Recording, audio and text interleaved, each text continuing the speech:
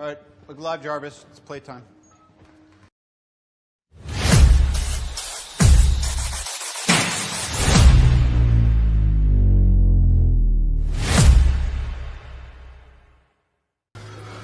What do you want to talk about? Wrestling!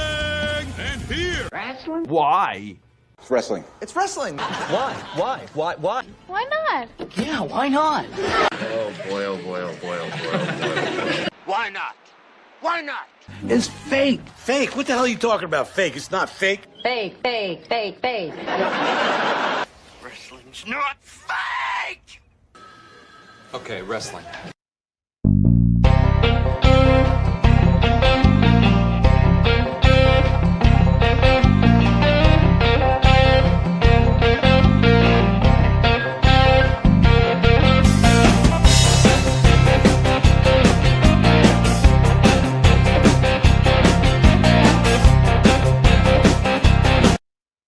Hello, ladies and gentlemen. Ronald Ray here, your boy with a cornbread accent. I welcome you to Wrestling Gold Friday Night. Yes, here on this show, we talk about the good old days of professional wrestling, back when wrestling was wrestling and wrestling was real, because damn it, it is still real to us. How is everybody doing? So, yes, I am live in the living color, baby, at Dusty Rhodes used to say, in my usual bad Dusty Rhodes accent. But yes, I am live in living color. So if you're out there, you watch it live, join me in the chat. Just let me know you're here. Say hello, share some memories of anything I talk about tonight, or if we get on a tangent, talk about other stuff. Hey, join in that conversation too. We sometimes do that here. So yes, feel free to do that. If you're not watching it live, hey, it does stick on YouTube. So if you watch it not so live, again, comment section. Hit me up with your comments, or like I said, just be friendly and say hello. That's always cool as well. And like every Friday night, I usually say crack open a cold one, but I wouldn't say this is a cold one. I had a little bit of this or half of this last Friday. That was pretty good. So I'm gonna pour me another shot of this. Uh-oh. Not so much of a shot. Oh well. Guess I should have picked some more up. But anyway, so yeah, let me know what you folks are drinking this evening. If it is just a, alcohol not alcoholic drink, hey, let me know. That's always cool. But how we started off though is we give a toast to all those hard-working men and women. See, I haven't even drunk it yet. I'm sounding like I'm drunk. Hey, I haven't drunk anything yet. It's natural. I always sound like I'm drunk. It's a Southern thing. We always sound drunk. But anyway, cheers to all those hard-working men and women who did the grind all week and who are doing the grind this weekend. Cheers to you folks. Anybody else we need cheers to? Nope. Hey, cheers to I'm almost done in Valdosta. To the point now where I don't have to stay all week, but I have to kind of go back and forth. So this week, hopefully, Spot Show live stream comes back. So cheers to that. So cheers.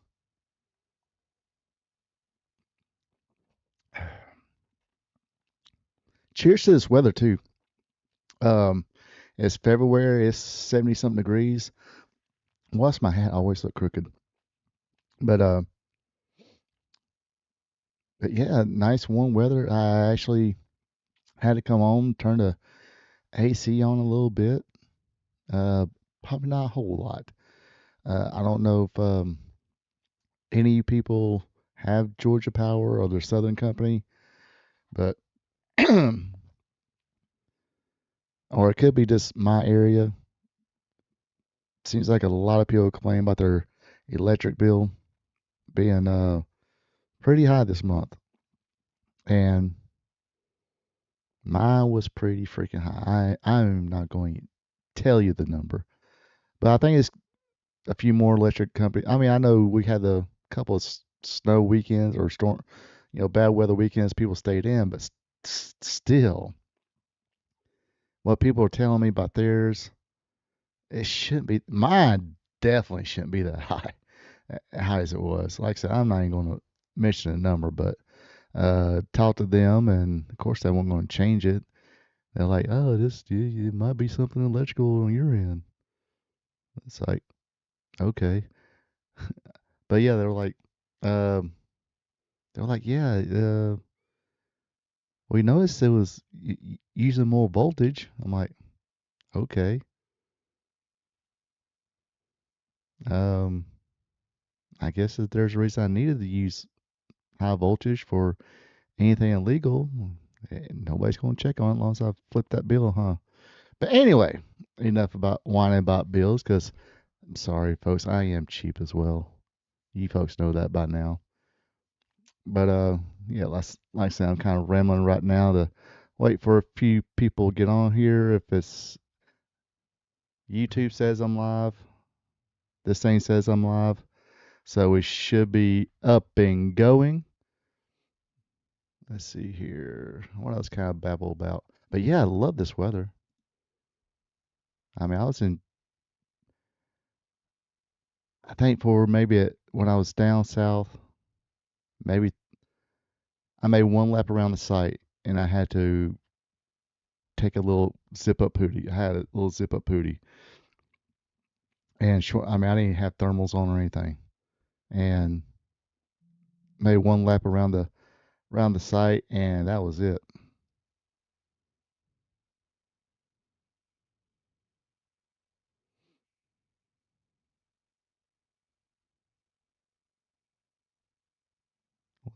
Yeah, it's that time too. Everybody wants to message me. Always happens. Always happens. But anyway, let's see. What else can we talk about? I think I babbled enough. So let's get cracking. I think. So every Friday, of course, on Wrestling Gold Friday night, I'll repeat it, where we talk about the glory days of professional wrestling, back when wrestling was wrestling and wrestling was real, because damn it, it is still real to us. Anyway, we started off with, or second thing on the slate, well, first thing wrestling related. Here we go.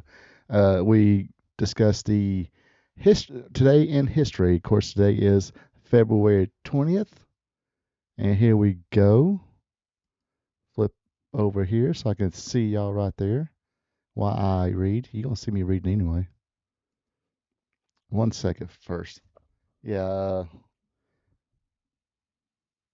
If you missed it, I already did the toast, so now I'm going to really start picking up business here.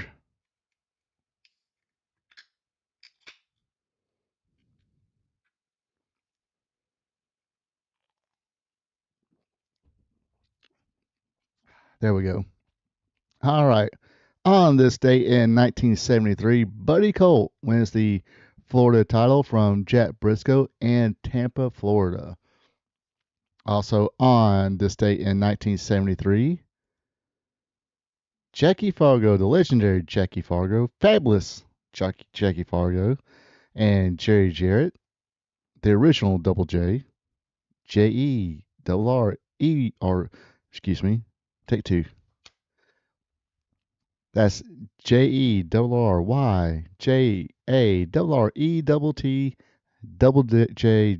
Jarrett. They won the Southern Tag Team titles from the Bounty Hunters, David and Jerry Novick. Yes, a real brother tag team there. Not keen on their history, but apparently they were pretty useful back in the day. This took place in Chattanooga, Tennessee. Some sad news that happened on this date in 1975. Playing, carrying Bobby Shane, Buddy Colt, Mike McCord, who became Austin Idol, and Gary Hart crashes. Bobby was the only one who was killed or in the accident at the age of 29. Everyone else survived the crash but faced serious injuries. Let's see. Let's talk about this a little bit more, because I think when I watched the Jerry Lawler interview and Gary Hart's interview, this is way before I started this. I was kind of like interested in Bobby Shane's career. Never seen too much footage of him, but people had talked about him. Say he was a very good heel. Wasn't a big guy, but he was kind of big or kind of small. I mean, he was only like 5'9", 224 pounds, and this is during the 70s. They said even though he was short in stature, he had he had pretty good build on him, and he was believable enough, but yet kind of seemed like a guy everybody could whip, and that's what got him heat, and was good on the mic and all that good stuff. But let's see, he former Nebraska champion one time for the American Wrestling Association, Heart of American Sports Attraction, the NWA Iowa Tag Team Champions with Ron Etchison, a United States Heavyweight Champion, Central States version. From Florida, NWA Southern Heavyweight Champion one time, Television Champion 2 times, Tag Team Champion 3 times, Bearcat Bryant, Chris Markoff, and Gorgeous George Jr. Also spent some time in Atlanta for Georgia Championship Wrestling, where he was a one-time Georgia Heavyweight Champion, Television Champion, City of Mobile Heavyweight Champion. I guess I've never been to Mobile, Georgia, but I know there's a Mobile, Alabama. A Georgia Tag Team and Macon Tag Team Champion, both, or Georgia Tag Team Champion 2 times, Macon Tag Champion 1 time, all with Gorgeous George Jr., Gulf Coast Wrestling, NWA Alabama Champion, NWA Hawaii Tag Team Champion with Nick Botwinkle, Superstar Championship Wrestling, Western States Tag Team Champion with Ricky Gibson, the brother of Robert Gibson.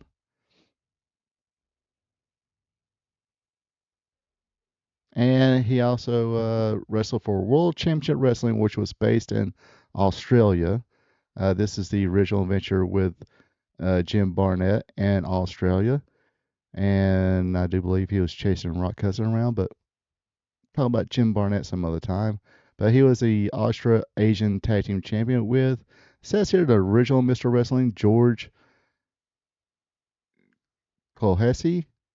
He was an Australian actor and professional wrestler. Wrestled in Japan, Australia, of course, South Africa, Mexico, and parts of North America. But so here's how the Raw article reads. Not that one, the one I got. Got another one. I can't read that tiny, but on February 20th, 1975, Shane was accompanied by Gary Hart, Austin Nile, and Buddy Colt, who was piloting a Cessna 182 when they took off from Opelika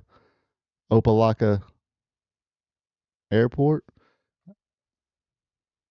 Trying to check. Okay. Located in Miami to Peter O. Knight Airport, located in Tampa. The aircraft crashed into the Tampa Bay following a stall after Colt attempted to go around.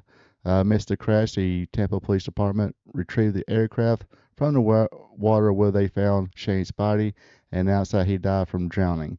It is believed that his foot was caught in the wreckage of the aircraft. Shane was 29 years old at the time. The other wrestlers survived with minor to critical injuries. Hart was thrown from the plane and has suffered serious injuries: broken wrist, broken arm, knee, back, sternum, collarbone, vertebrae, right eye socket not loose, and partially severed nose and head trauma. Despite this, he managed to locate Idol and swim to shore, then swim back to rescue Colt. However, swimming out the third time, Hart was unable to find Shane. Reportedly, he was plagued by the memories for decades, wondered whether he had done everything he could. Yeah, I think he mentioned that in his interview as well.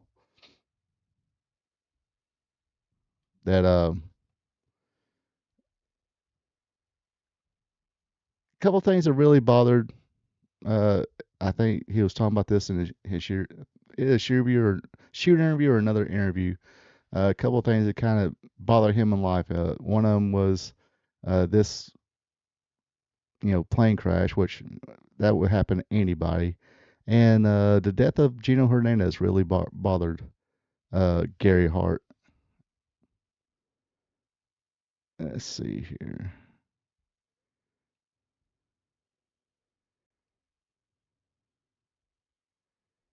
All right. Sorry.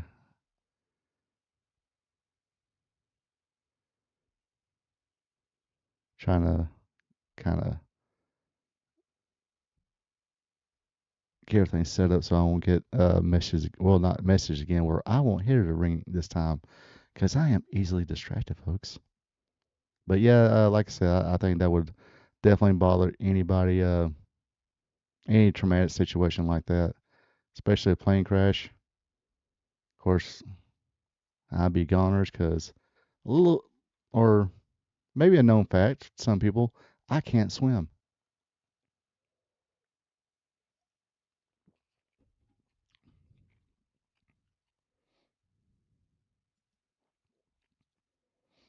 Hold on one second here. Oh, yeah, I think we'll be good. All right, let's see here. Get back to my notes here. But yeah, rest in peace, Bobby Shane. Gary Hart, he passed away a few years ago as well. I always think he's not spoken of, I guess because he didn't get the 80s mainstream attraction like Bobby Heenan and Jim Cornette and Jimmy Hart did. But I say Gary Hart was probably one of the best managers as well as any of them. Oops. Oh, there we go. All right. On this date in 1977 in St. Paul, Minnesota, the AWA drew 6,442 fans, and they watched Andre the Giant battle Nick Bockwinkel to a double disqualification. I believe this was a world title match, and of course, Andre was such an attraction. I think we've mentioned this plenty of times. He didn't really need the belt because he drew without it. And of course, the whole part to where, he is a giant. So if you do put the belt on him, what do? You gotta find another giant. And I want to say, I guess few people probably could have maybe at the time, maybe Ernie Ladd or something like that, but that would have been something. Other matches on that card: King Kong Mosca defeated Billy Francis, Pedro Morales defeated Blackjack Lanza, Greg Gagne and Jim Brunzell defeated Roger Kirby and Blackjack Lanza. I do believe Bobby Heenan was supposed to be in this match, but somehow got out of it, and poor Blackjack Lanza had to do double duty. Chris Taylor defeated Super Story by disqualification, and Ray Crippler Stevens defeated Bobby Duncan.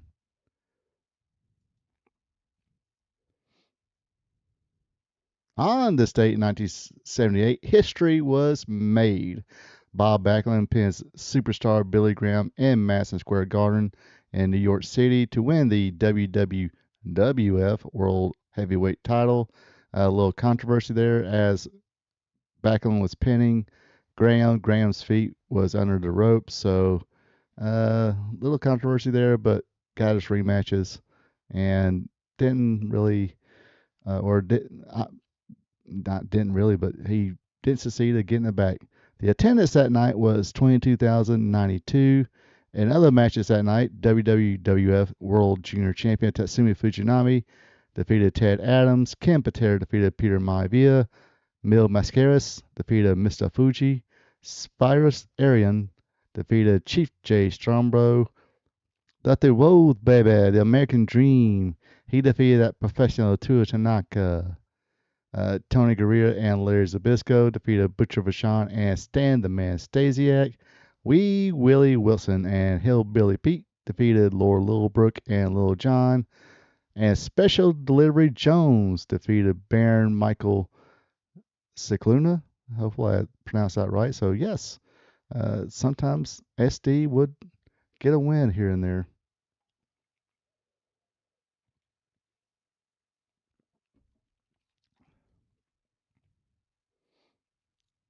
On this date, 1979, Thor the Viking, who was Scott Irwin, defeated Terry Funk for the Southern title, which is the top championship in Florida at the time, in St. Petersburg, Florida.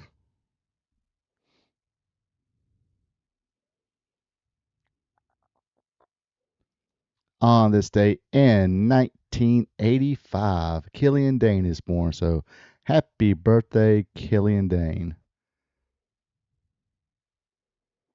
On this date in 1989, WCW NWA presented Chi-Town Rumble in Chicago, Illinois at the UIC Pavilion, drawing 8,000 people. Shown on live pay-per-view, Michael Hayes defeated Russian Assassin 1, who was being portrayed by Jack Victory. Sting defeated... I thought Russian Assassin 1 was Angel of Death. Or was he 2? I'll have to go back and watch it. Anyway, Sting defeated Butch Reed. It was supposed to be the original Midnight Express versus the Midnight Express, Bobby and Stan Lane with Jim Cornette. But Dennis, of course, the original Midnight Express consisted of Randy Rose and Dennis Condrey, and their manager is Paulie Dangerously in a loser leaves town match. Cornette's Midnight Express defeated him. But Dennis Condrey did not show up, get the payday. Not sure if he... Again, probably have to watch... I think the booker at the time didn't like Dennis. Or probably didn't like Randy, but it didn't matter because Dennis didn't show up. So, I think they wound up pinning Jack Victory.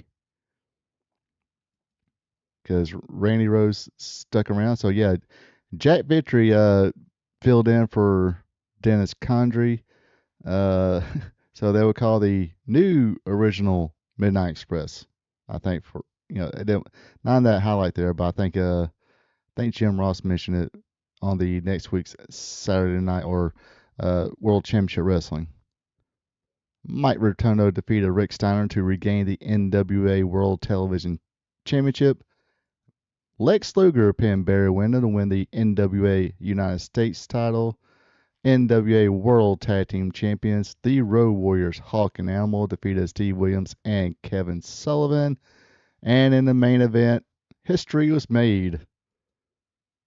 Ricky the Dragon Steamboat pinned Ric Flair to win the NWA World Heavyweight Champion. And this was match 1 of their series in that period. This one, then the 2 out of 3 falls at the Clash. And I think it was it Wrestle War or something like that, where it was Steamboat Flair again, and Steamboat regained the championship. But yeah, let me flow back a little bit.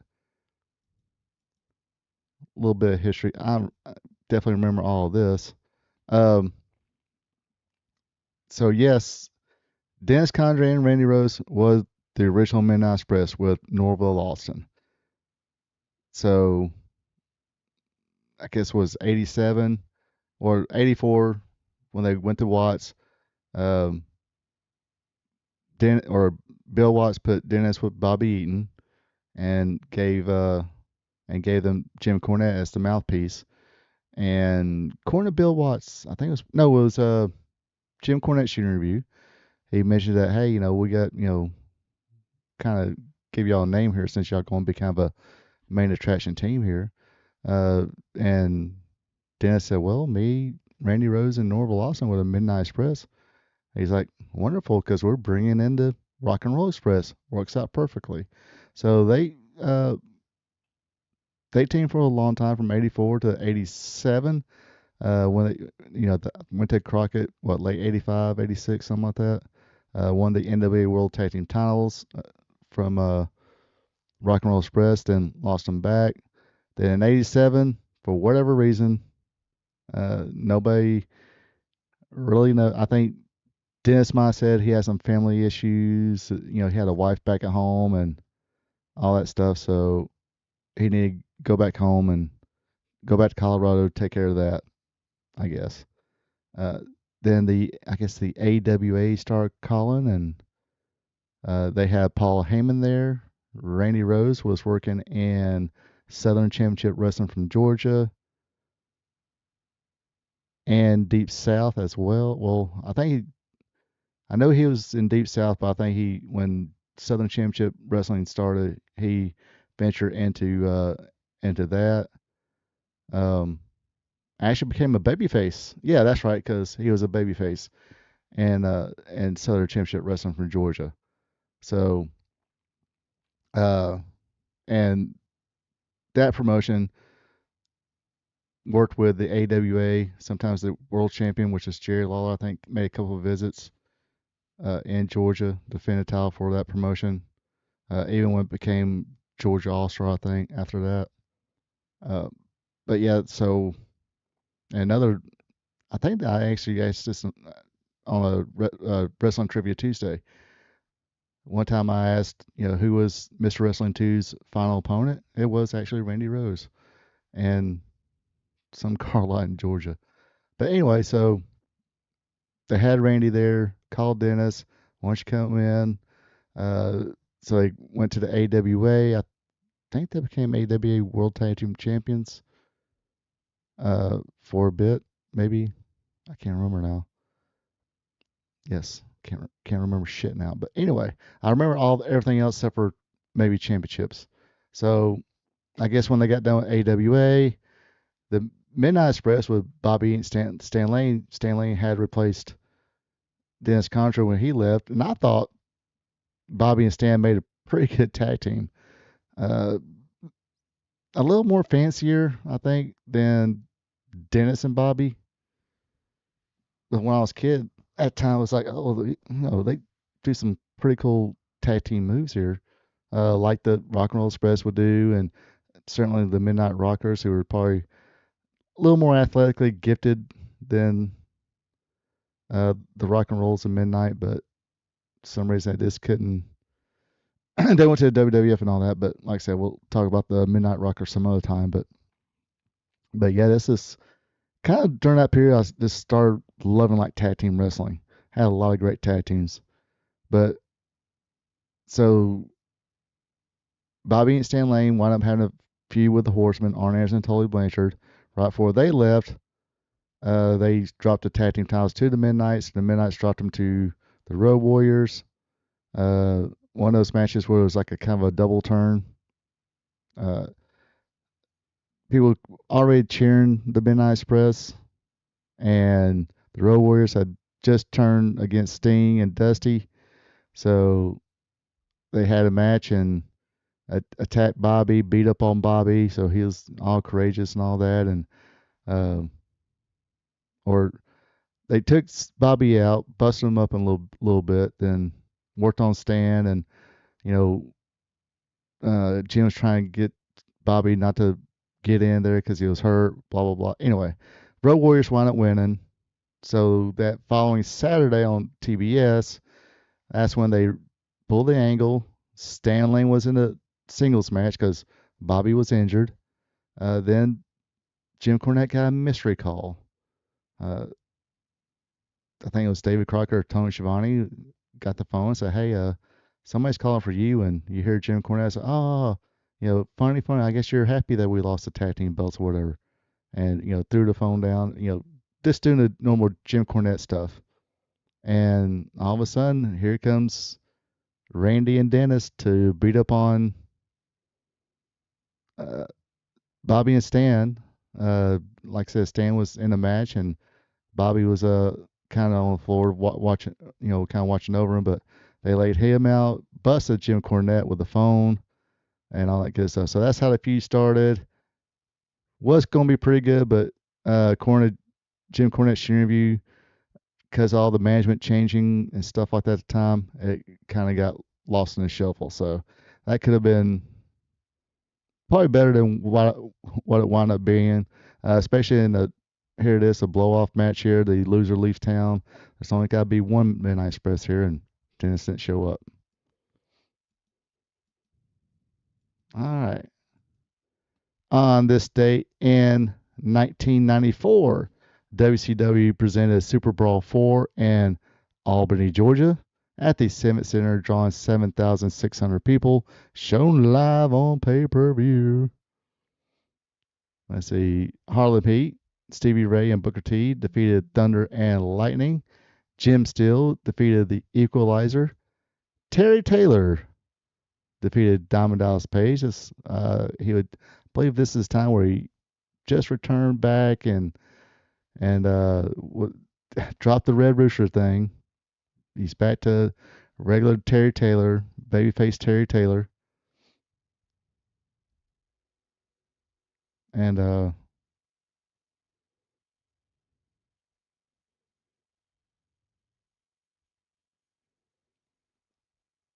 so he, defeated Diamond Dallas Page just before. I think he's kind of just started wrestling, but the whole Diamond Cutter thing and the big push came way later. Johnny B. Bad defeated Freebird Jimmy Garvin.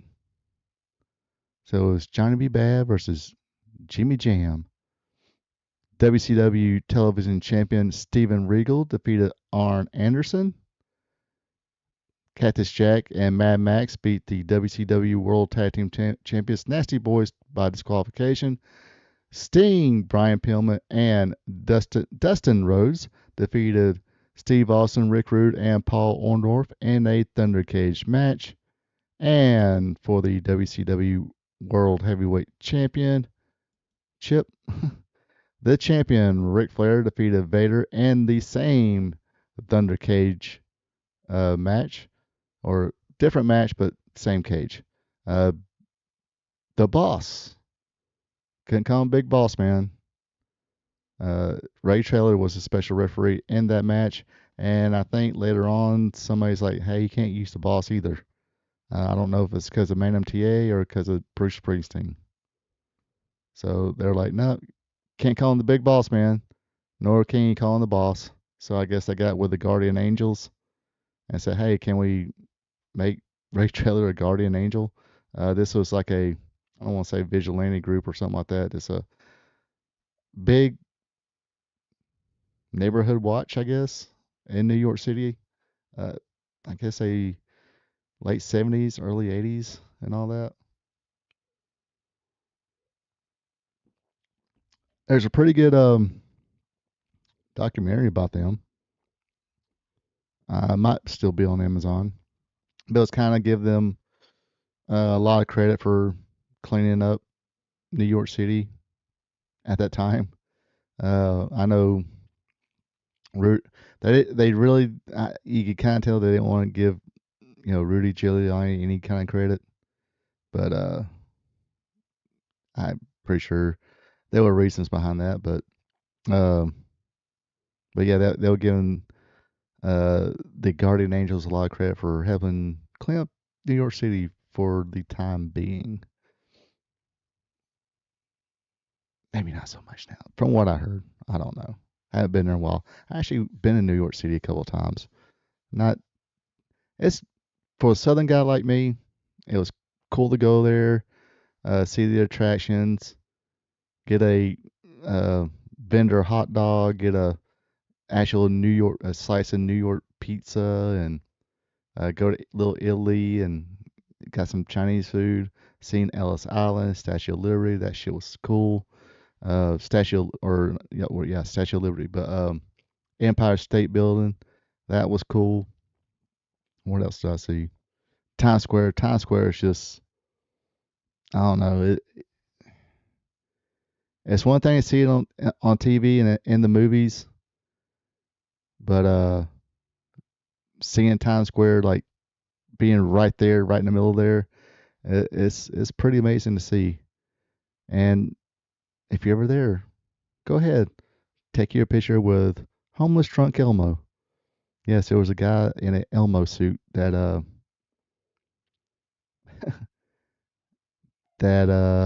smelt drunk and homeless and dirty. The suit was dirty.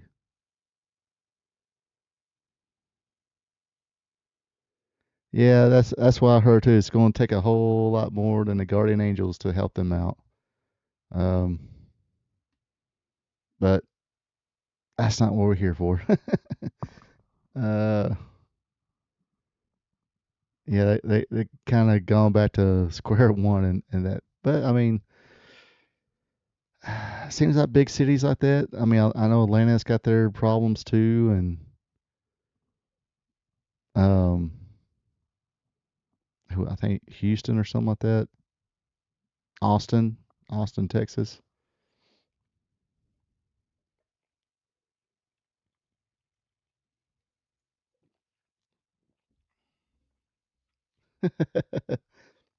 Yeah, apparently that's not paying off.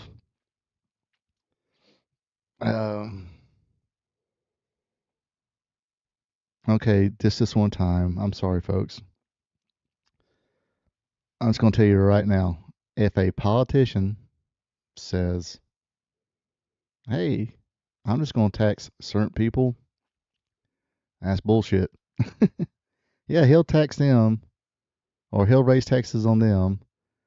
But if you ever look on your check, there's other things like Social Security taxes and all that stuff.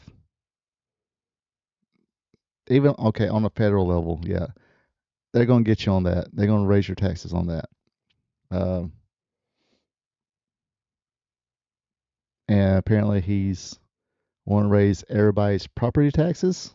And it's like, hey, wait a minute, whoa. So I just seen a news article today, and some guy was out there not happy with it one bit. And I was like, hey, should know better. I mean, me personally, I think, I mean, what was it, 2009, 2010? Obama had their own version, or his administration had their own version of the Doge. And of course, last year, Trump and Elon, they had their version of Doge, seeing all this government waste and stuff like that. So, the way I look at it, I think no matter what bracket you are paying enough in taxes. But that's just my opinion. I am one of these people when you go to vote and they say, hey,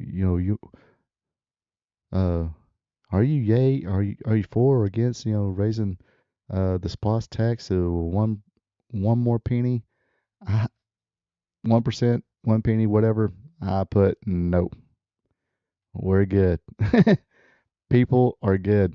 There are people paying enough. People are paying enough. But that's my opinion. But like I said, that's not what we're here for. We're here for the sport of professional wrestling. Wait a minute, where's that hard cam at? Hard cam. The sport of professional wrestling.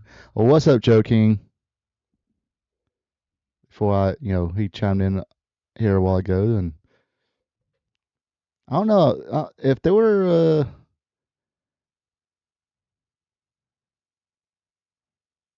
because truthfully, this is the truth. Ray Traylor was a prison guard in Cobb County or Cherokee County or something like that at one time. So, and this is back, and this is back. Like I said, I just watched videos and watched there's a guy on YouTube called Texas Prison Stories, and he had a prison guard on there. And I think there were things they could do back then they definitely can't do now because of lawsuits. So, so with that being said, Ray Traylor was a prison guard back when they can kind of do things. Uh, and he was a big boy, and I'm pretty sure he could take care of himself. Any guy who can sit there and no sell, getting his hand shut by a door, sharing inside of a door, hey, I'll. That's someone you don't want to mess with. So if they were, as big as Ray Traylor and all that, maybe and kind of I won't say give him free reign, but then again, things are a whole lot different now. It just depends on let's just say if this mayor gave them free reign and stuff like that, I'm pretty sure everything would be okay with it.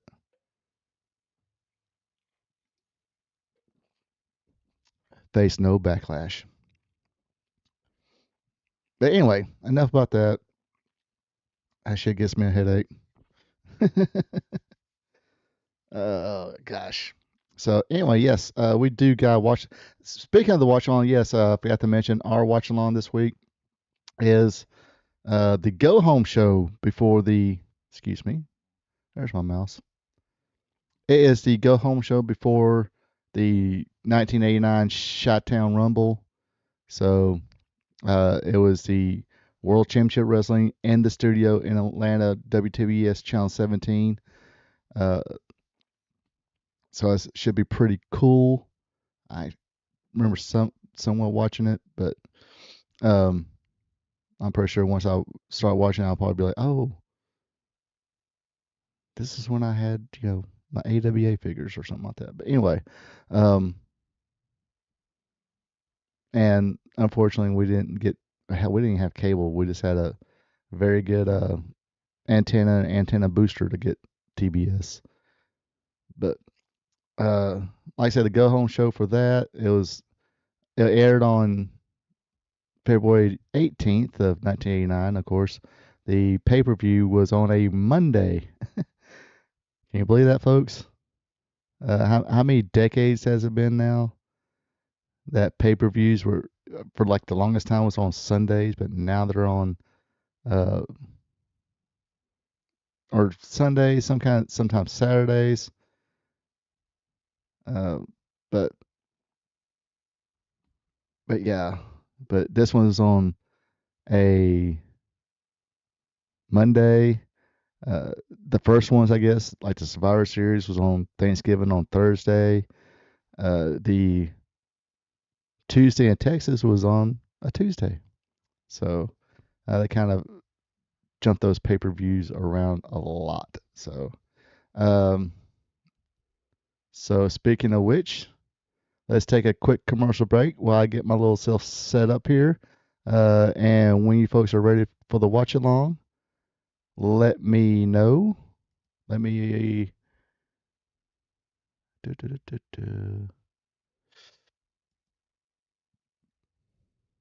let me share the link here in the chat.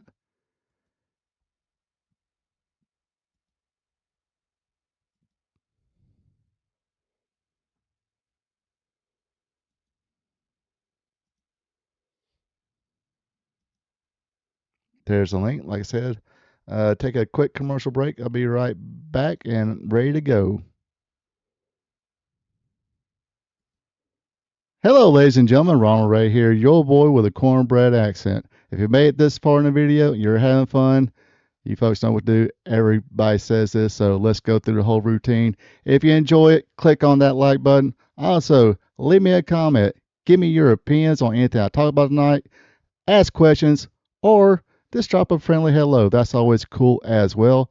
Also, if you enjoy listening to a fan, just like you folks at home, talk about the sport of professional wrestling, be a champ, click on that subscribe button. Now, back to our program. All right, here. Let's see. All right, going to the countdown here. So when I get to 1, press play. You folks know what to do. So here we go. And 5, 4, 3, 2, 1. press play now.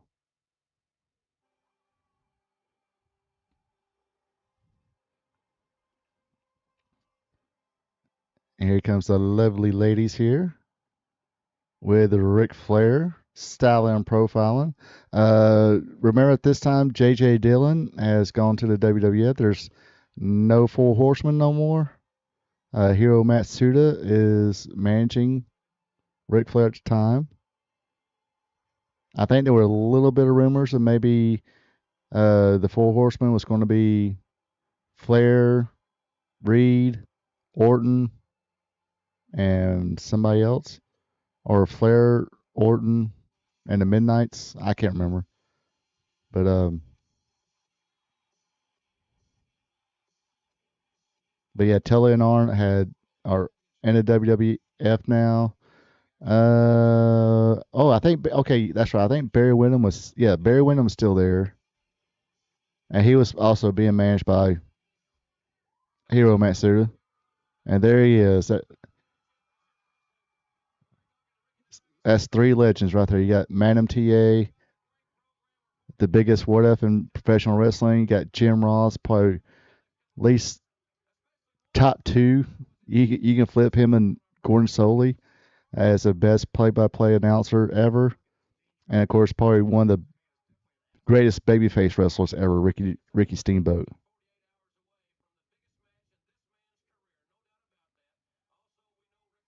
But, I think they was going to put not Randy Orton, Bob Orton, and Butch Reed into the Four Horsemen with Barry and Rick.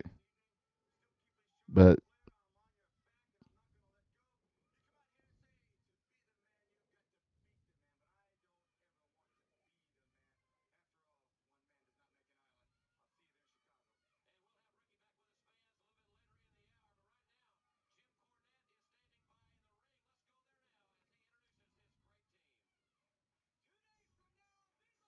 oh gosh, sorry folks, this must be a rip from from the WWE network.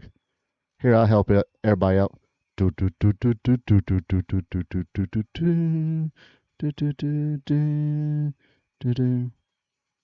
Oh, sorry.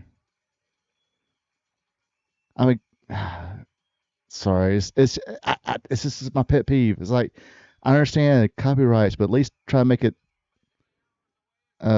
somewhat sound like the actual music.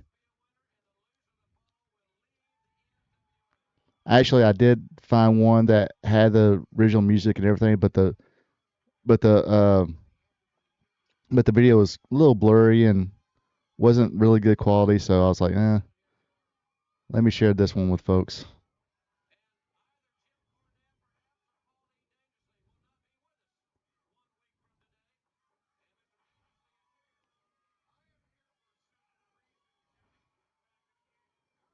So yeah, this is 87. That is the guy in the black tights with the straps. That's David Heath. David Heath, I do believe, grew up to become a vampire warrior. And I think Owen Hart was Rookie of the Year 87. I think Vampire Warrior was Rookie of the Year 88.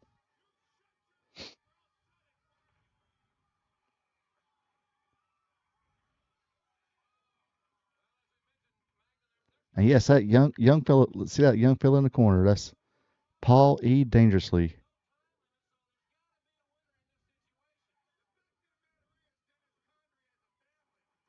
Younger, thinner, a little bit more hair. Not much more hair, but a little bit more hair.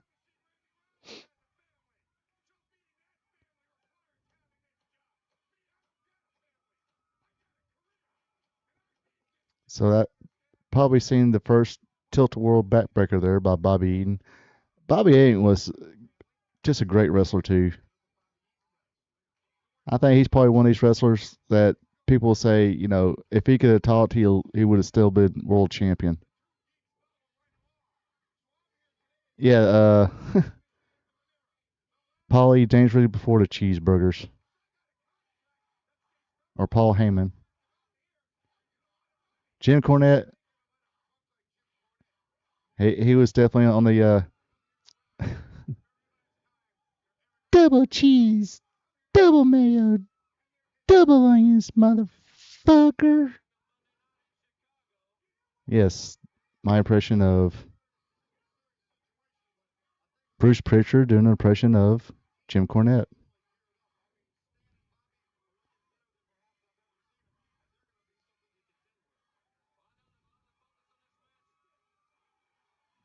And see, that's how you do it, folks.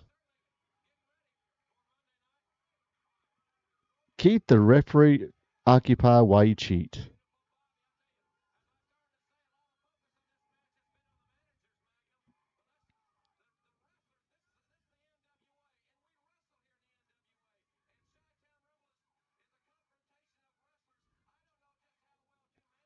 So yeah, you will see, especially a lot of territories, kind of say, hey, yeah, our promotion, we wrestle, we're not clown shows.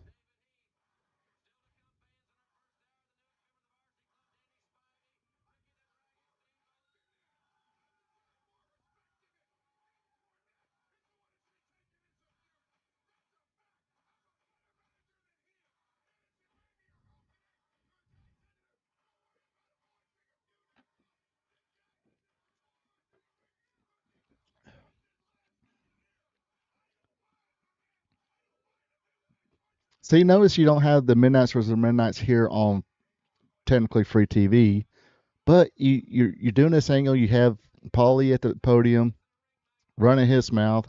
You're seeing what the new Midnight Express can do, and you're building the tension just with Paul Heyman and Jim Cornette talking with each other. Because we done seen the angle that started the whole feud. And this is like one of my favorite moves by the Midnight Express. The Veg-O-Matic. Now, I hope they show the slow replay on that. So you can just, they don't. Shit.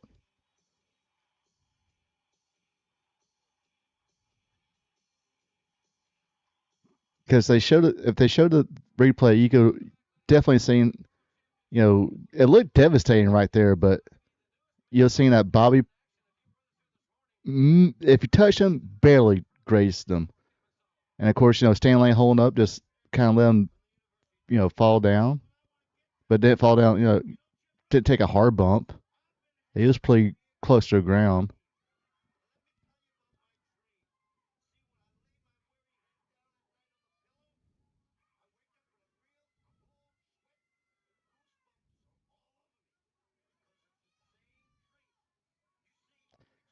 I think Kevin Sullivan watched a lot of horror movies back in his day.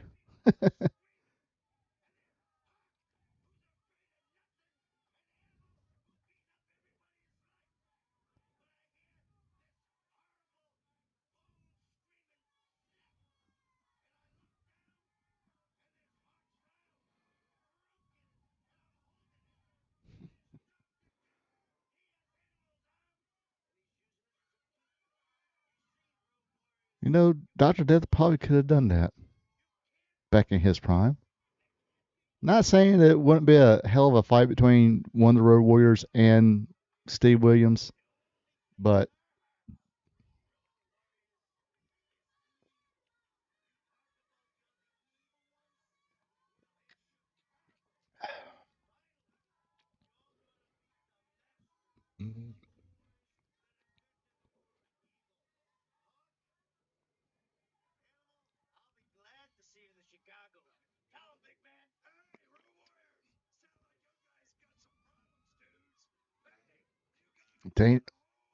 see, when I first seen Danny Spivey, he was called like the Golden Boy or something like that in WWF.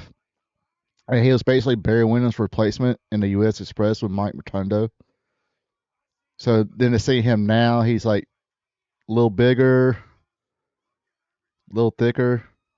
And of course, I had no idea he went to UGA. So it's like me being a kid. It's like, how the hell am I supposed to boo a bulldog, man? But yeah, Dan Spivey legitimately played for the Georgia Bulldogs football team, coached by Vince Dooley. And of course, that's the man right there, Dr. Des Steve Williams.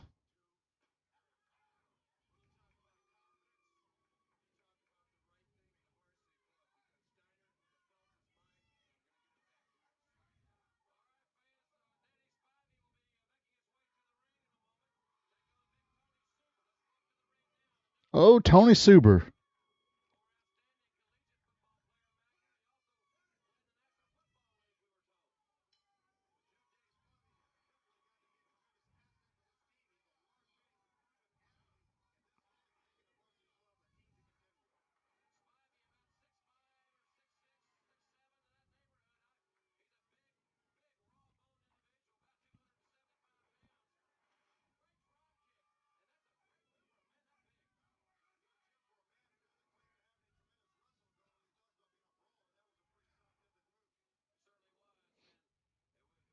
This morning we saw him with a smaller opponent, and now he's in there with a 300-pounder big Tony Super as his teammates Sullivan, Rotunda, and Williams look on.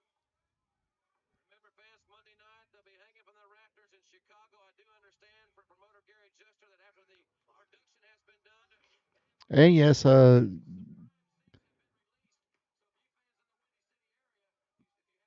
Dan Spivey was also one of the original members of he pretty much stayed with the Skyscrapers.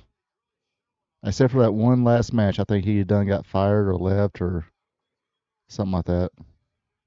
So it was like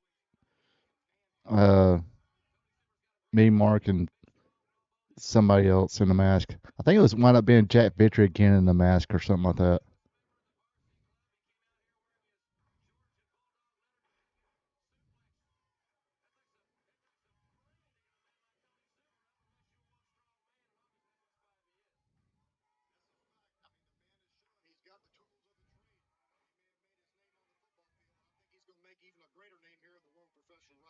Big card tonight, fans. Don't forget in Greensboro and the Coliseum. Also this Tuesday night, we look forward to being in Indianapolis. Also Thursday in Baltimore, and this coming Friday night, a big event in the Richmond Coliseum.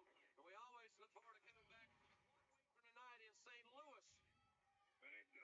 Or to just say something to the road warriors, like, are they too afraid to get in that ring with Spivey? I think that pretty much speaks for itself. Nobody's getting intimidated here on the Varsity Club. Well, the Varsity Club will not be intimidated, but neither will the Road Warriors. Obviously, it's like the irresistible force and the immovable object when these two units get together. Oh yeah, that's right too.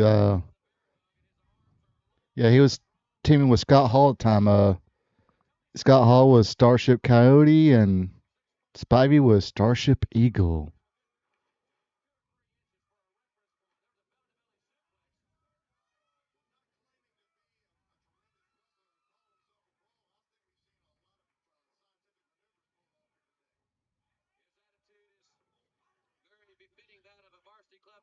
Yeah, I think at this point, I think Tony Schiavone had gone to WWF. I imagine that's what the deal is since he's not out there. And Jim or David Crockett must have just.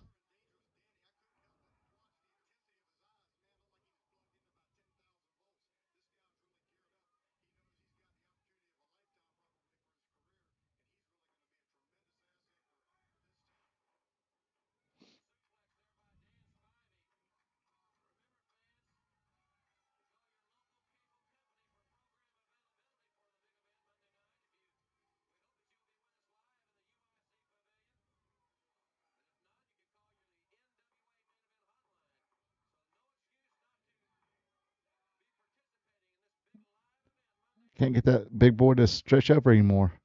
That's it. Good classic stuff right there. Cheating.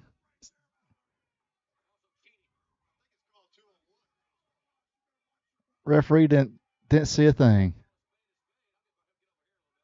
So yeah, you just gotta miss old school shit like that. This shit to get heat, you know.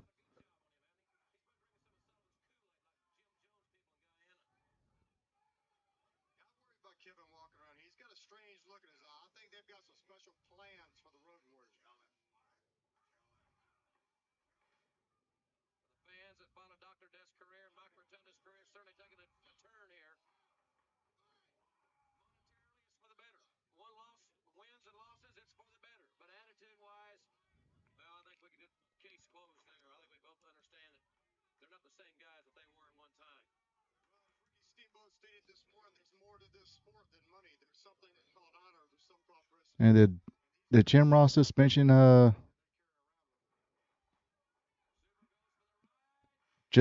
the friend of Rosalind Carter, Jim Jones?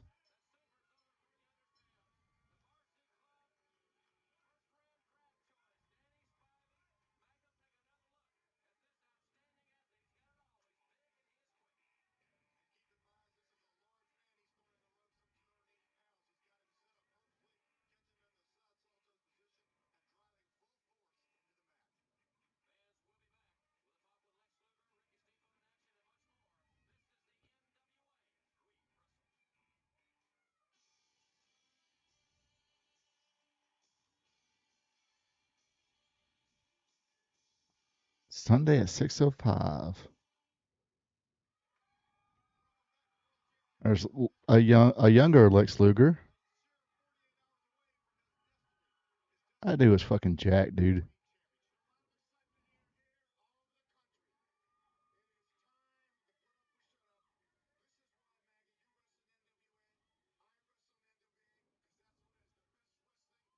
Who, Jim Ross or David Crockett?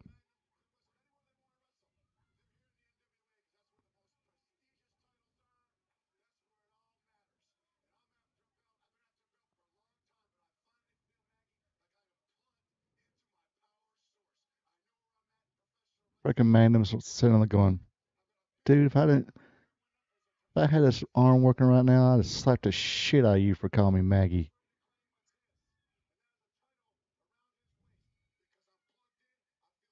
Oh, really? I don't know. I kind of like dug that because it showed that, and it, especially the age of kayfabe and stuff like that, it kind of did tell people it's like, yeah, these are legit athletes that either collegiate wrestlers or play football and all that good shit. And this ain't just bodybuilders. Oh, so they used okay. At least they use Ricky Steamboat's WCW music. Oh, there's little Richie. Little Richie, it's sad his career got cut short due to back injury. Because Richie Steamboat was actually pretty good. I seen a match with him and Claudio in NXT, or I guess it could have been Florida Championship Wrestling. Basically, Florida Championship Wrestling became NXT, and they had like a 2 out of 3 falls match, and it was a damn good match. I think I seen one of Richie Steamboat's first matches was a guy named Man Scout. It was an independent show, and he did pretty good in that match. But unfortunately, injuries cut his career short.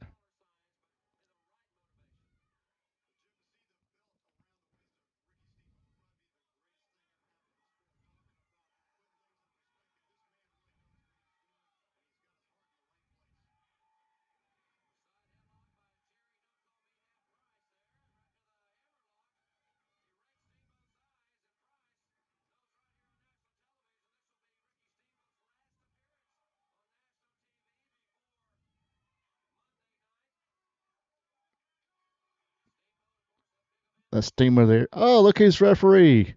Peanut Head. Player. All right, player. Don't be wrecking those eyes, player.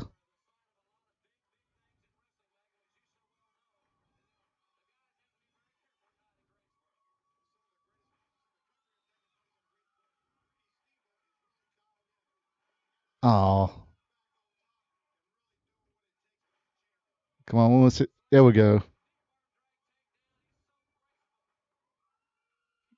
Probably one of the greatest arm drags in the world. the prettiest arm drags in the world. All right, player. You give up, player? Was that you tapping out, player? Player.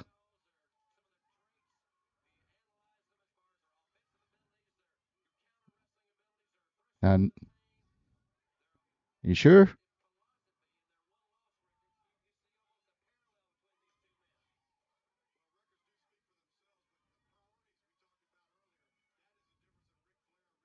But yeah, Ted Long kind of did it all in the business. Was just a guy who think he did the setting up of the ring, took the ring jackets, became a referee, became a manager, became a referee again, became a manager again, and came SmackDown Joe manager.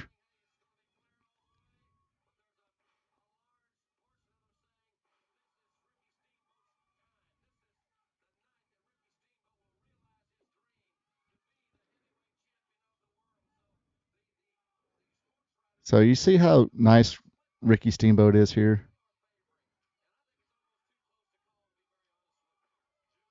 I don't think he's lit him up with a chop yet, so.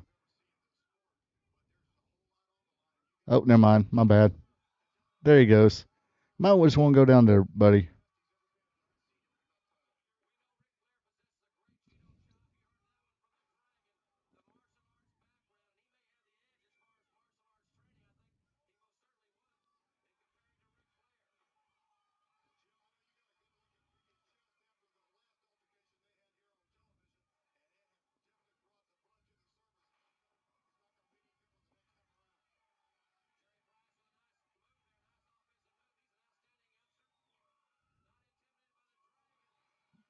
Told you.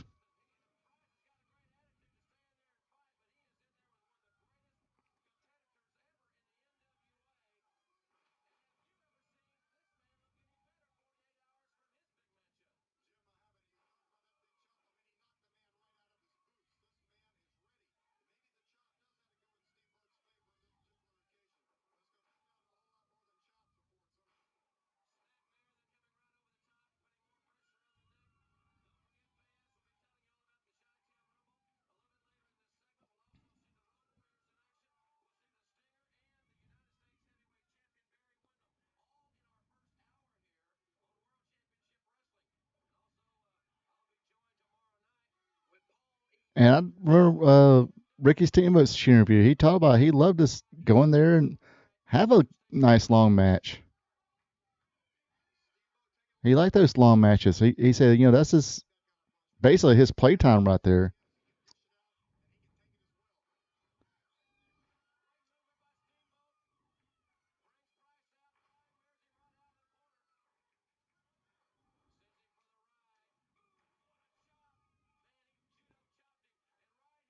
I think Price is say, look, brother, I'm good with the chops.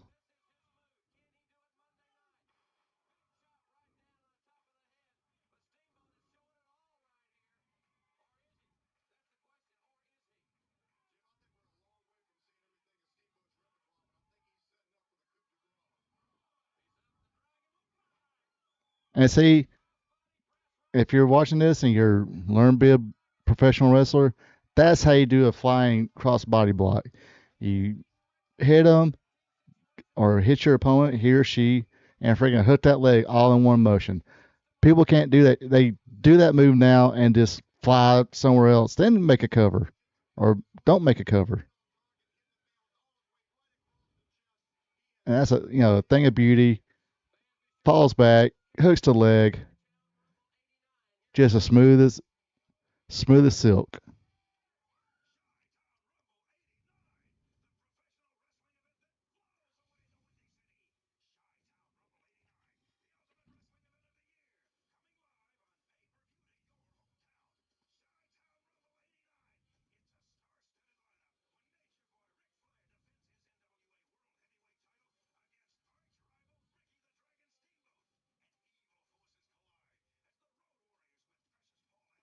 So yeah, Flair and Steamboat had like legendary feud back in the early, I think what late '70s, early '80s.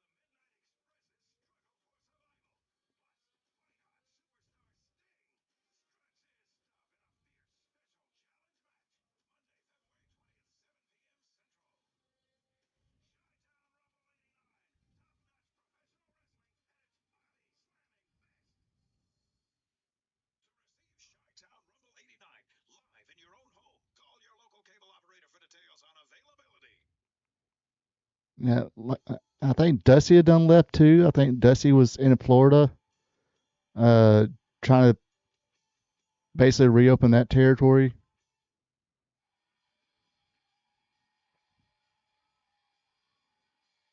Doo, doo, doo, doo. Boom. Dun dun dun dun dun dun dun dun dun dun dun dun dun dun dun dun dun. Sorry.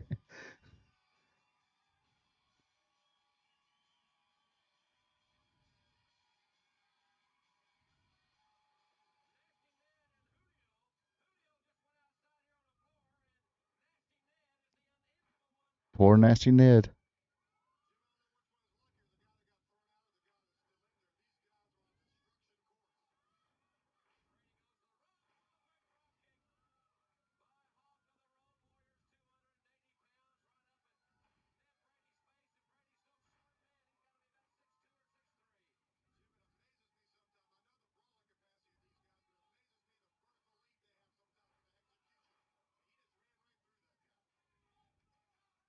Classic confrontation come Monday night. The Brawlers versus the Julio's like, oh gosh, I really don't want to get in there. Like, good gosh.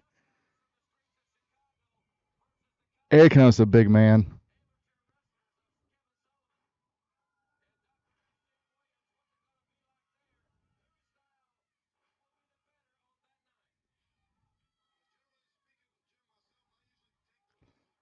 Yeah, I freaking hate that they did that.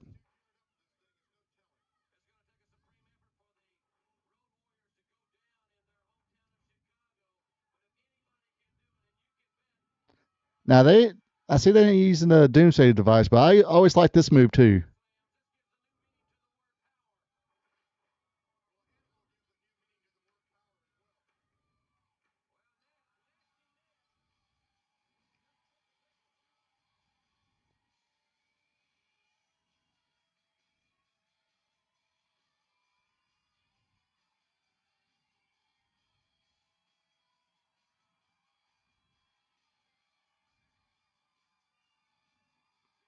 But yeah, I know they're probably more famous for that Doomsday device, but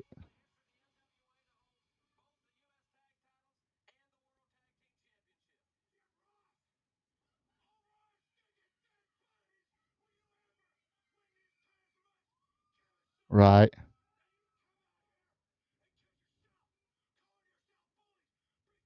Yeah, like I said, if you, I mean, even when you know what the music is, you hear it and it's like I'm disappointed, but it's really freaking ridiculous. Seeing this after how much it changes by mid to end of the, yeah, especially yeah, because yeah, during the course of this year is when they changed from doing this from the studio to center, doing the TV tapings at center stage.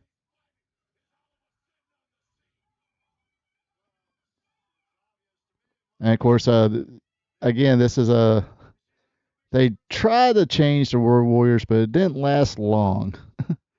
People just dug the Road Warriors.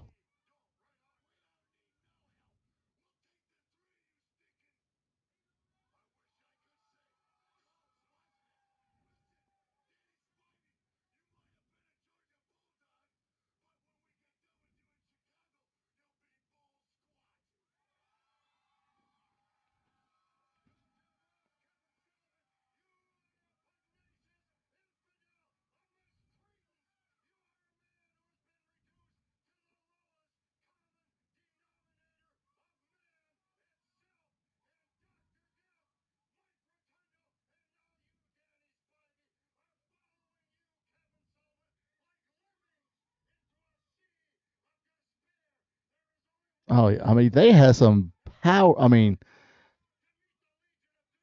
Just think about it. Freebirds were out of all that group were probably the smaller team. Freaking Steiners was jacked. Samoan SWAT team was big and thick. Doom, Ron Simmons, Butch Reed, jacked. Freaking Skyscrapers, even with Sid Vicious, Danny Spivey, or Mark Callis, Undertaker, with Danny Spivey, just big freaking dudes. Here comes a Stinger.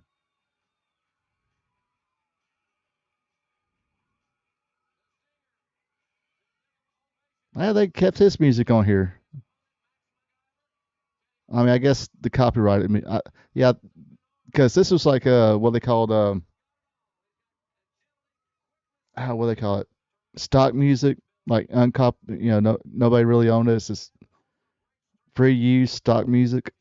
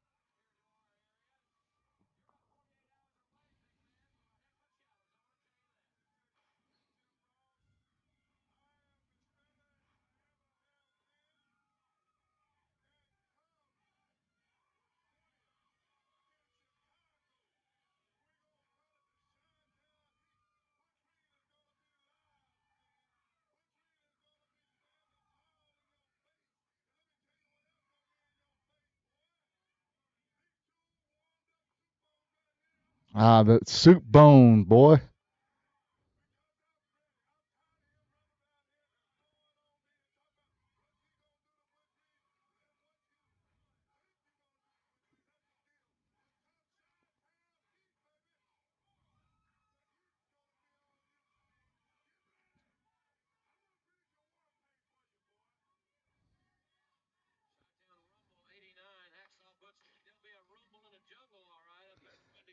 Well, this is the cool version. He had the cool, colorful paint, the spike hairdo. I mean, it's hard not to, especially when you're a young kid. I mean,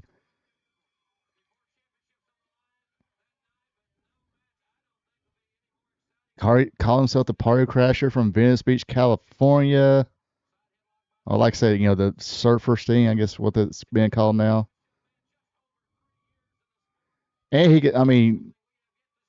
a guy that size can move like that.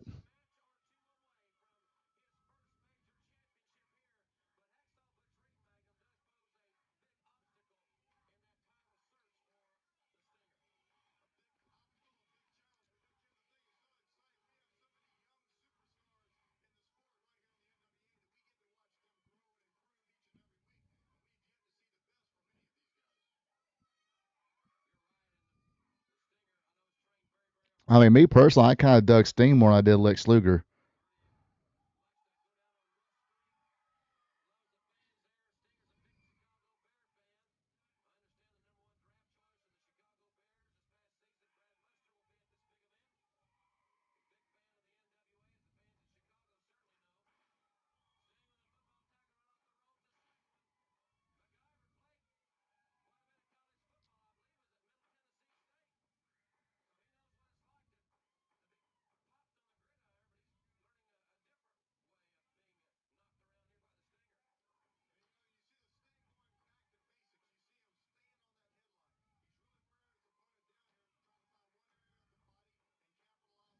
And and you gotta know was some comparisons between Sting and Ultimate Warrior too, and since they kind of broke into business at the same time and were actually a tag team at one time.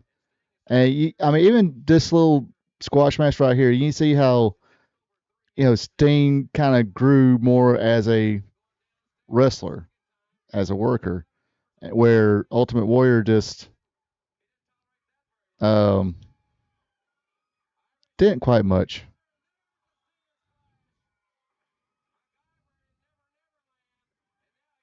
I mean, really, let's see. His match was Rick Rude was really good, and the WrestleMania match with Hulk Hogan, talking about the Ultimate Warrior, were good, but he just came in, clothesline, throw somebody around, end it. Yeah, more Sting though. I mean, plus again at that time he's like the submission move, the Scorpion Deathlock looked freaking cool. The coup de grace. He's gonna use a coup de grace.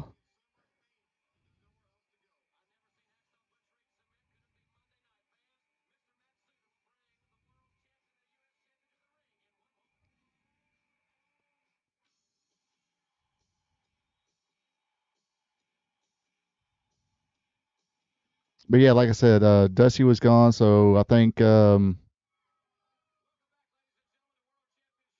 was a booker?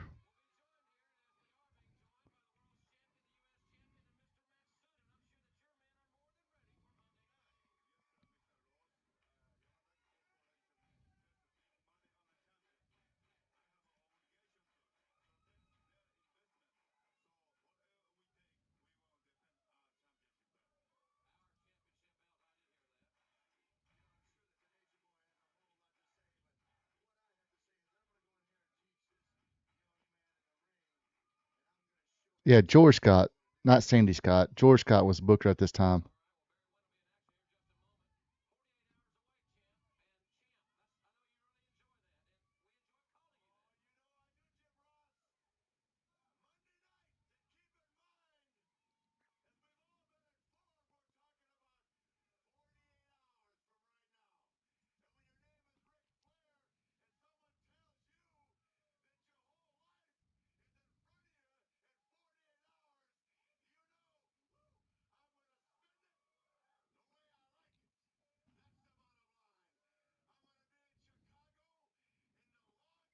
And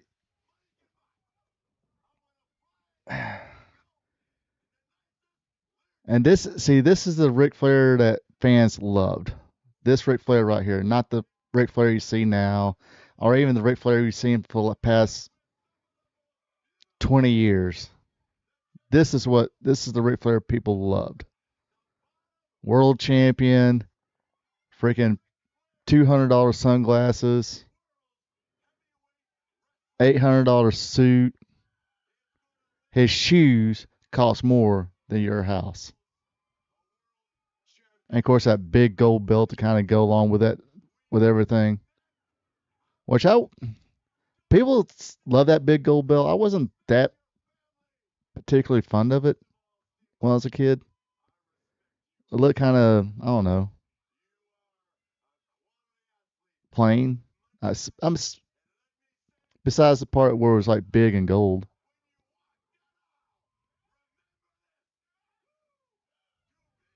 It was funny because I remember having Pro Wrestling Illustrated, and when Ronnie Garvin won the world title, they had the poster of him with the title belt, except for they didn't put that plate in front of it.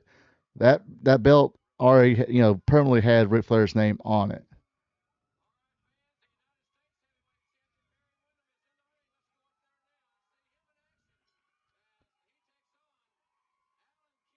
Yeah, here's another wrestler who's just smooth as silk.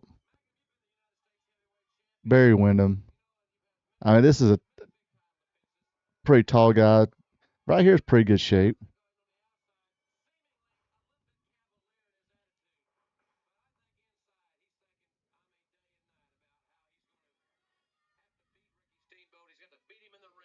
Yeah, and I thought, I mean, not the one that had like late '80s, but that one that Nick Bockwinkel, Vern Gagne, and all them had. It was kind of, or Rick Martel, a lot more plainer than the big gold belt.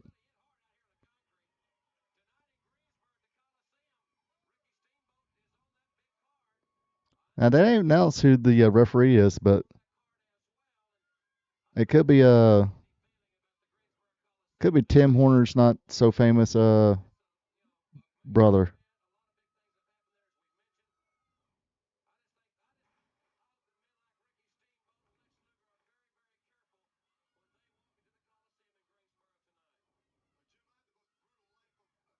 You know, they called Tim Horner White Lightning. This must have been um, Jimmy Burden or Bourbon, because she just said Bourbon.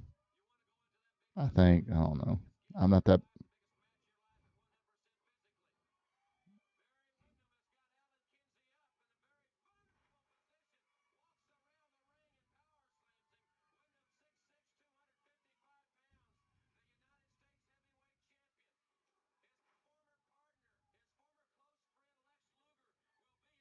Yeah, Rip Martell's that one looked very plain.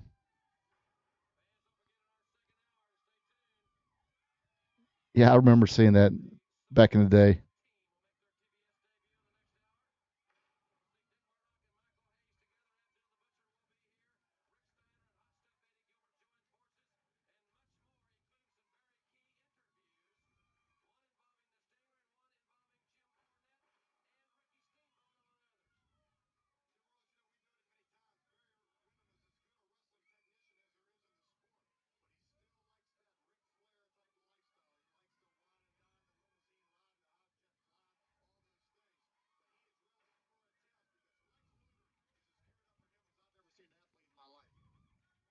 It's going to be a great contest. Wyndham, he is such a phenomenal offensive wrestler.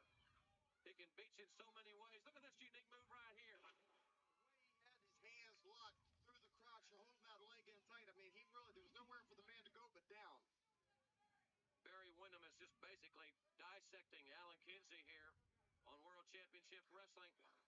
Sends him for the right. Could it be the lariat? No, it's a drop kick. It beats you downstairs or upstairs. It just doesn't make him any difference. We've talked about his offensive abilities. I don't know of any wrestler in the sport that has more ways to beat you. There's Mr. Mansuda than Barry Windham. And that's exactly what makes him so hard to defense against. We talked about his lariat. We talked about the big superplex off the top rope. Probably still the most dangerous thing that he holds in his repertoire of maneuvers is that claw. His gloved right hand, and I'm sure that's going to have a major influence in the match Monday night. It's going to have a major influence in any match that he participates in. We've talked about a lot of the great fans. There's a Chi-Town Rumble shirt. Chi-Town Rumble 89. Be sure to call your local cable company for program availability. Perhaps you can sit in your own home if you're in the Chicago area.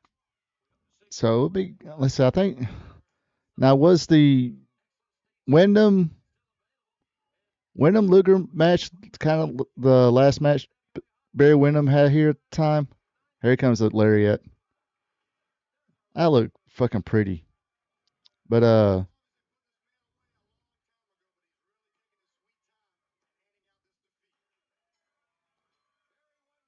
yeah, I think wasn't the Luger match his last match before he went to WWF as the Widowmaker.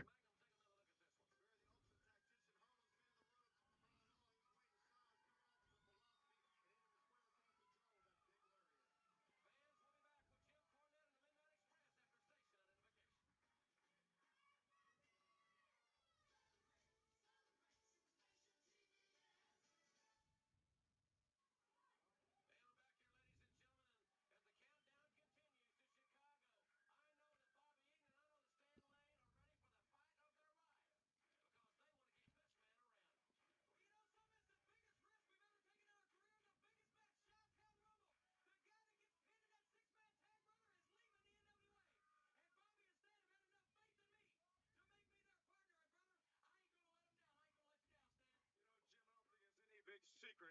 I think the word is out now that Bobby and I don't like Dennis Condrey and Randy Rose. And all the things they've done to us over the past couple of months, all the backstabbing comments, all the back jumping, we know has been orchestrated by one guy, and that's Paul E. Dangerously. So let me tell you something, Paul E. I'm going to kick your head so many times in Chicago, you're going to look like one of those dogs in the back seat of a 1956 Buick doing this. Then I'm going to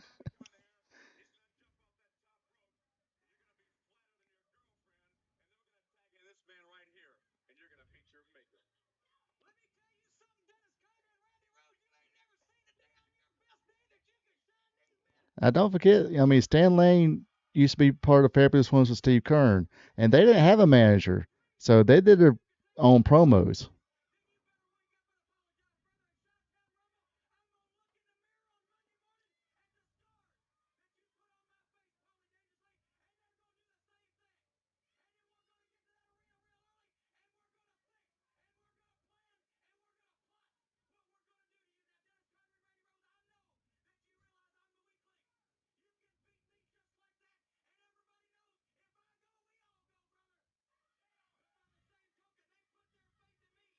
Yes, they were.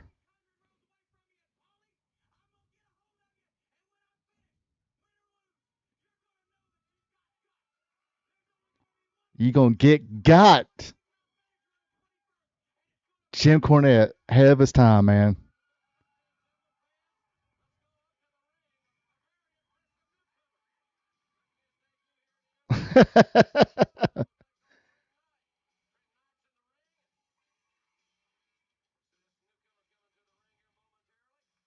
Is this who I? Yes, Mark Young.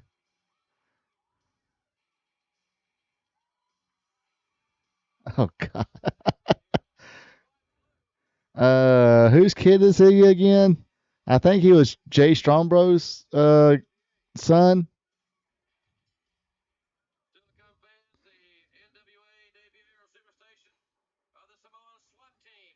Vincent Young in the red, white, blue tights. Trent Knight. Nice leapfrog there by Young.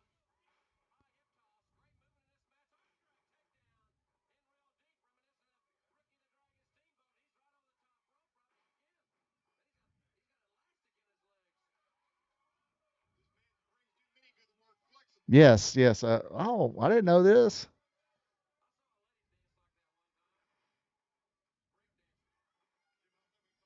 Private Mark Powell, Vince Young.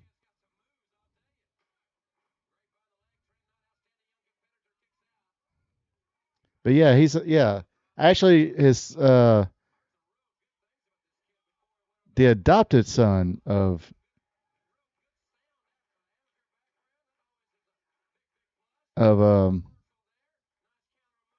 what's his name?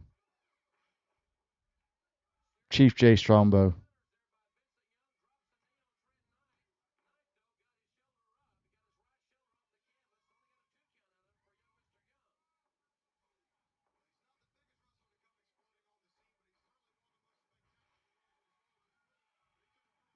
And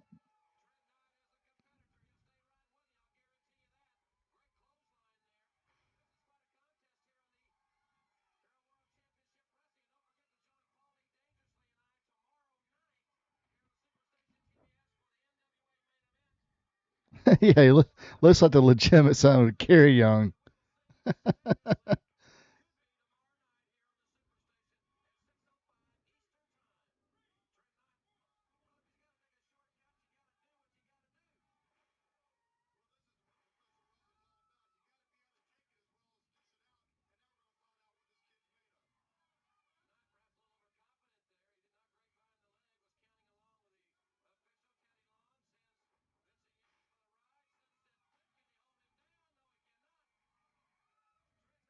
So Mark Young, I just read this. He passed away in 2016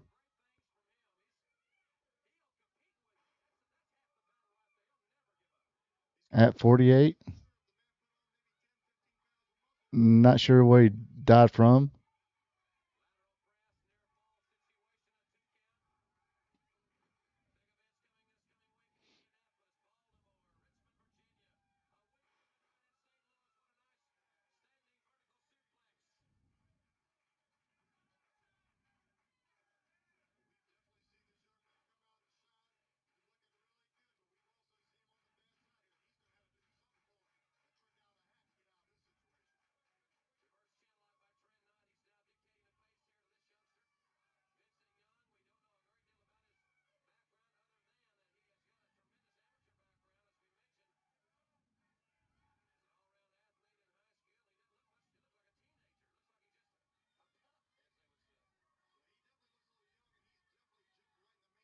Yeah.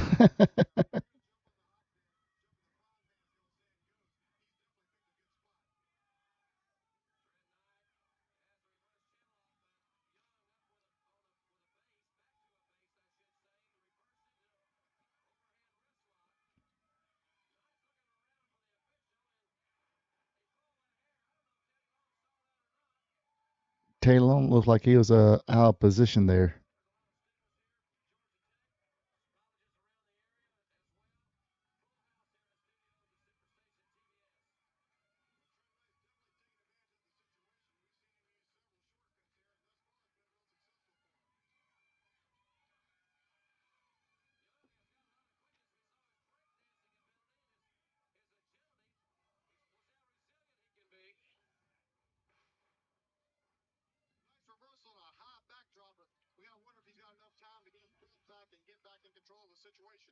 Conditioning such a very important part in any athletic endeavor, especially here in the NWA.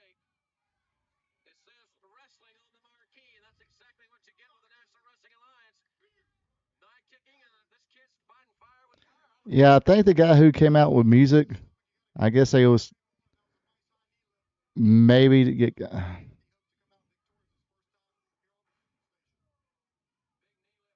I think, well, I mean, like Jim Ross saying, it's making its debut here, and he's the one to have the music. Up there it is, the sneaky sleeper, made famous by Chief James Strongbow. That was his dad's or adopted dad's finish maneuver.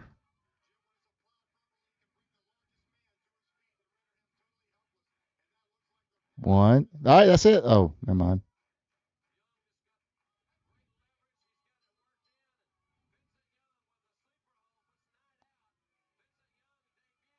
Oh, he's being booed.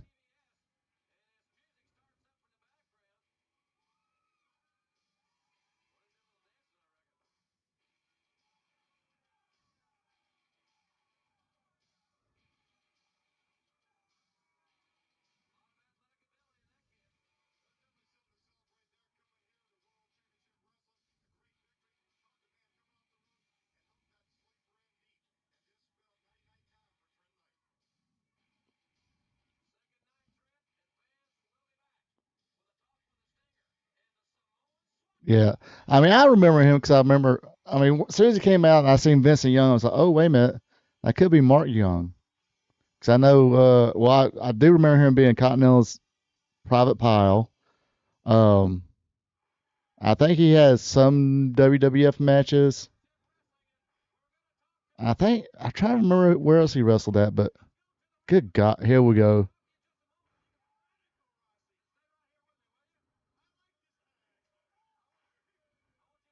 Samu and Fatu, the Samoan SWAT team.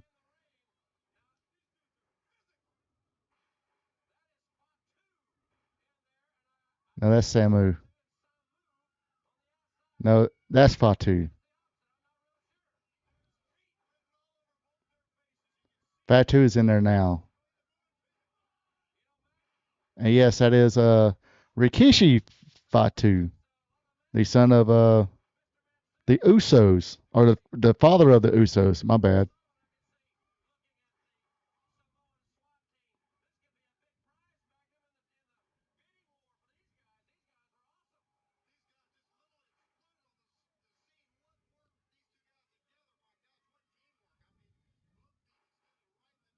But yeah, first Mark Young, I don't remember being anywhere for too long or even got over.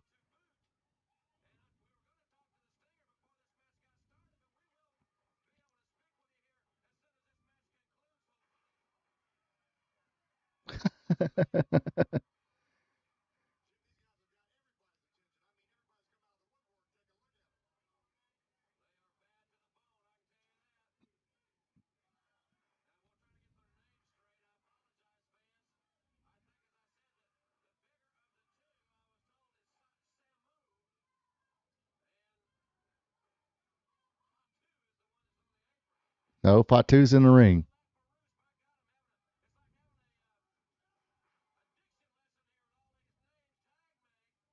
Yeah, I remember a match between the SST and Road Warriors on, I think it was like one of the main event. It could be on TBS or Saturday Night Show. But man, they was kept giving each other like freaking snug,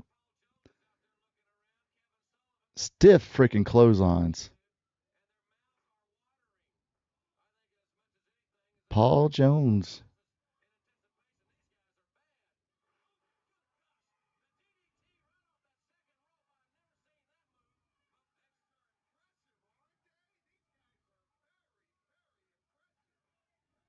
That's the voice of Paul E. Dangerously, of course, ladies and gentlemen. And now look at this move, fans. Dale Laperouse may wish he was back down in the bayous of Louisiana. Suplexing him off that second rope tag made. These guys have definitely got a style all around. They've showed me some moves I haven't seen before. What a headbutt. That was a splash, Jim Ross. Come on.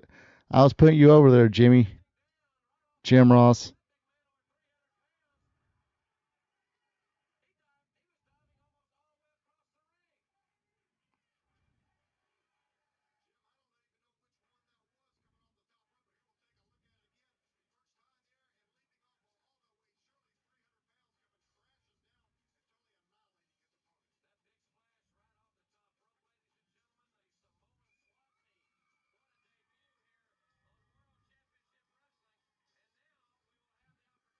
Yeah, those. Yeah, because they had the Tonga Kid as a Samoan Savage.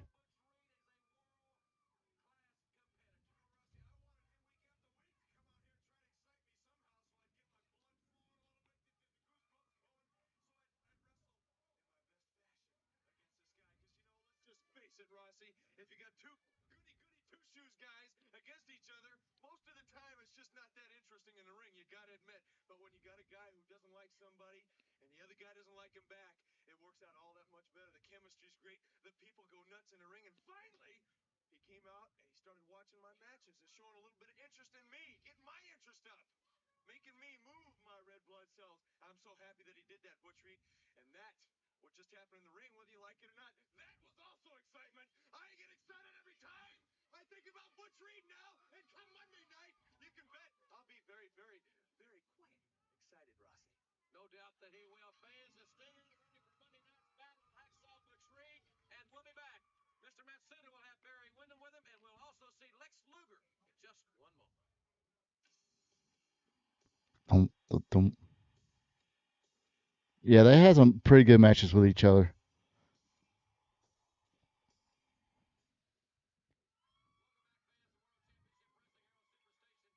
Or maybe it was Postman Kendall, the other horseman. I can't. There was like a lot of rumors I read back in the early days of the internet.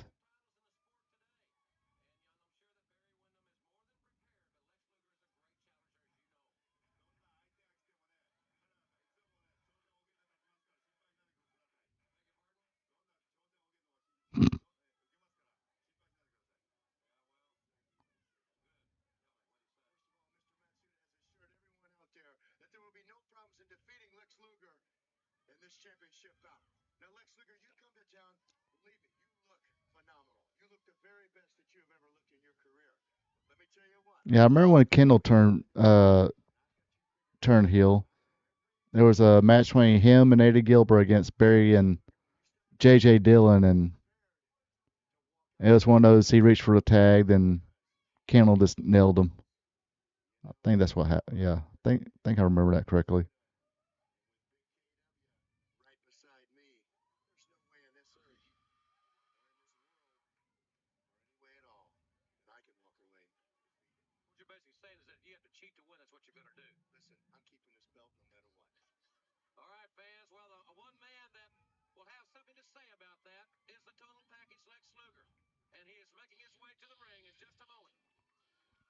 Oh, Keith Steinborn, legendary competitor there.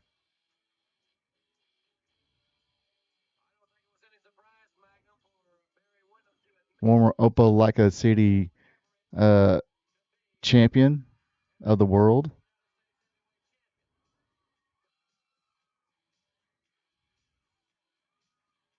I'm pretty sure he's going.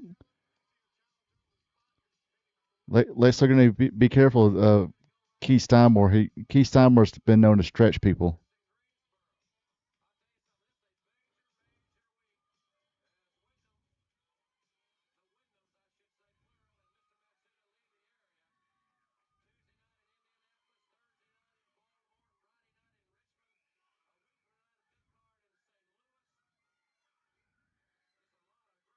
Oh, see, I think Keith Steinmore's got Luger right where he wants him. I think Keith Steinmore's probably going to stretch him here.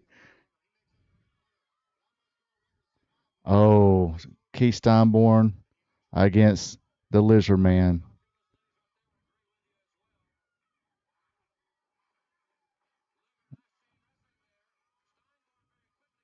That's where Keith Steinborn got his reputation of stretching people.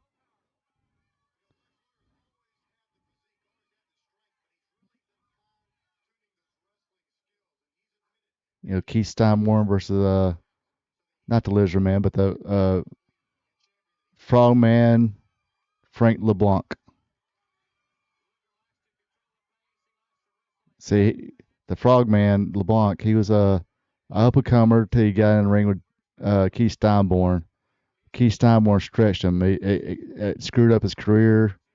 I mean, now the only thing people know Frogman LeBlanc from being the first match of one Steve Austin. Yep. See, Teddy Long said, "Hey, watch that stretching."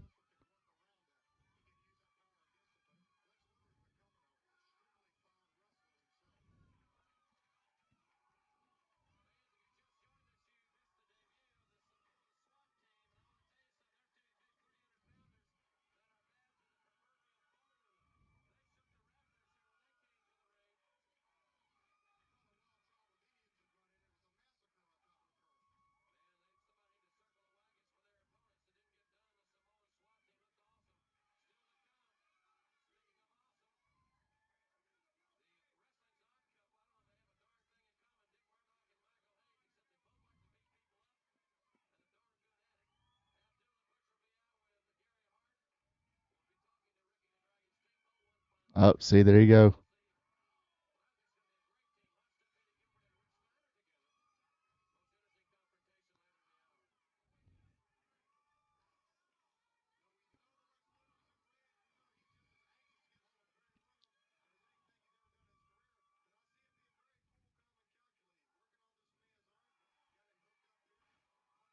The hell? So you think he's Anderson all of a sudden?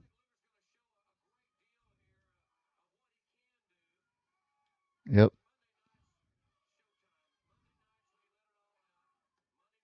That must have been one of Dick Steinborn's rats right there.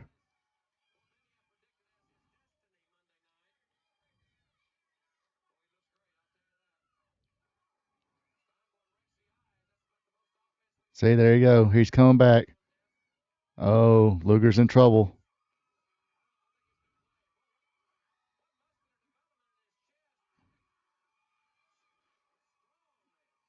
See, now Lex Luger doing those dirty tactics.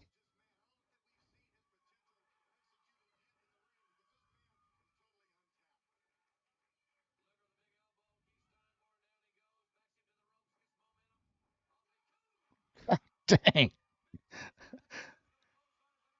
Okay, I don't think this is going to be Dick Steinborn's night. I think, God dang. You heard that one. Power slam. Torture rack time.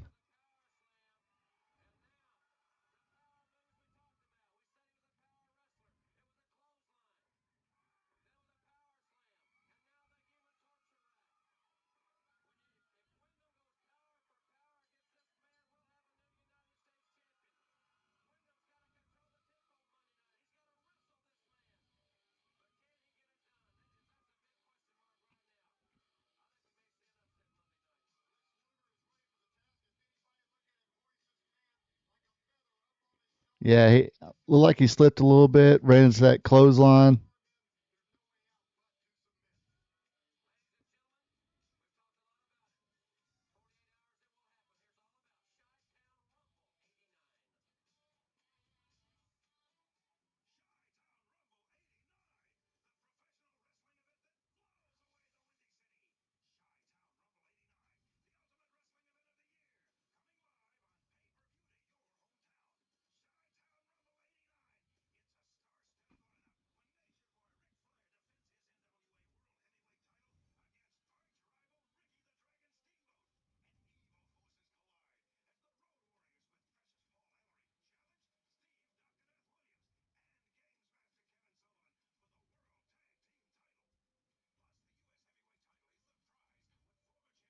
Might have to check this out.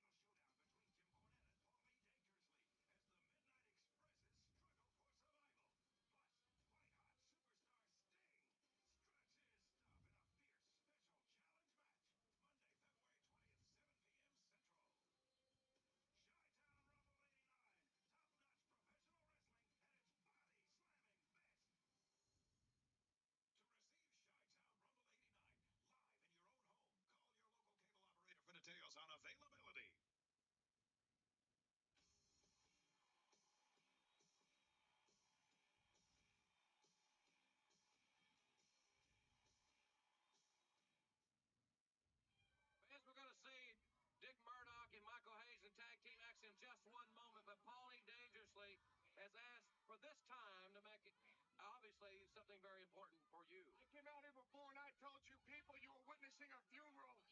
But you were seeing Bobby and Stan and Jimmy Cornette together for the very last time. Now Jimmy Cornette, in just 48 hours, you and I are going to be involved in a professional wrestling match. A 6-man tag team match. Yeah, because I could probably honestly say I'd never watched that pay-per-view. Even when I had a network, for whatever reason I never went back and watched that one.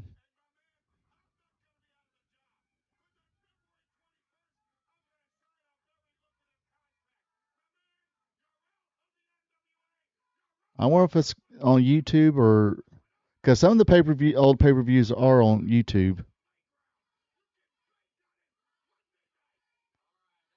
and some of them are on that name one, Mac Anderson and El Negro. Yeah, okay.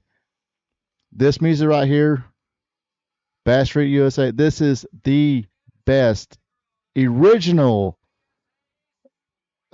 music. Well, I mean, usually original, meaning that the music was made for the particular wrestler. And Bass Street USA is like the best ever.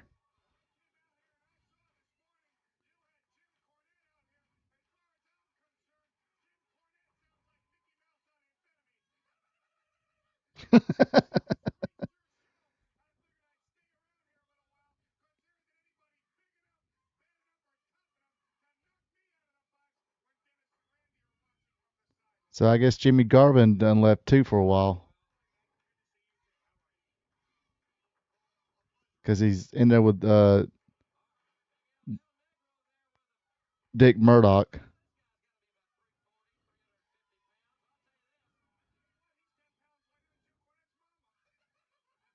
Good gosh. Yeah, Bass Street USA is like, as far as like original music made for like particular wrestler, Bass Street USA, maybe the old DX entrance music. And here he is, Captain Redneck, Dick Murdoch.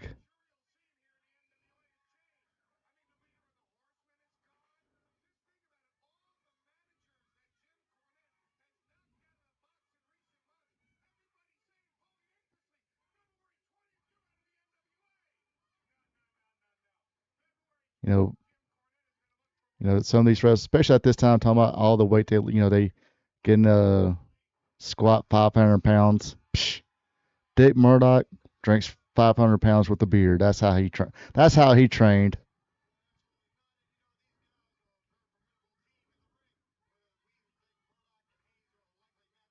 But him and Dusty Rhodes were legendary tag team as the Texas Outlaws.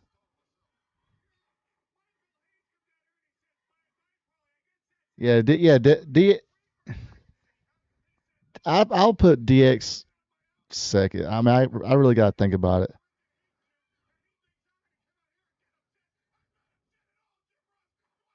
Maybe I'll put a list on it. But yeah, the Bass Street USA is like flipping awesome.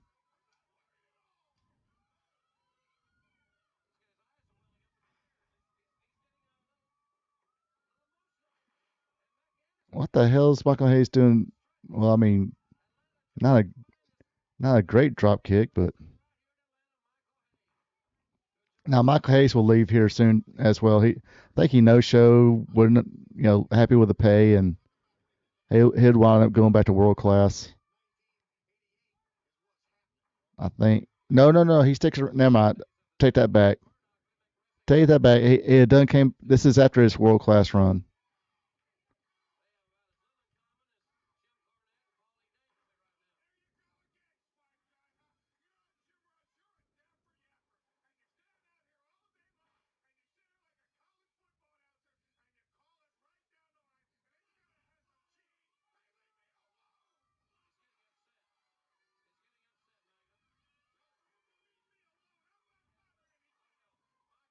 So yeah, my bad. This is Michael Hayes is back permanently here, and probably what, few months after this, he turned heel on Lex Luger. Bring Terry Gordy, or Terry Gordy comes back, and then Jimmy Garvin comes back.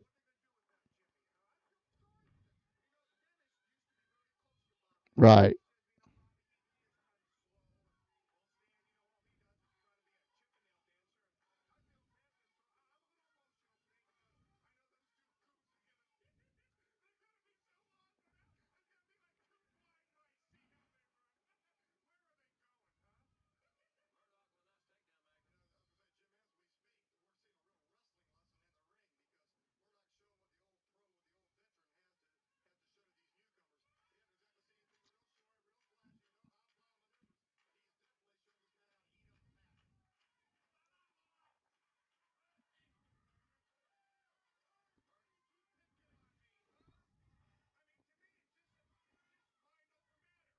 Yeah, yeah. When Hayes first turns heel, um, I know he turns against Luger. Then Hayes winds up winning a U.S. title from Luger with the help of Terry Gordy.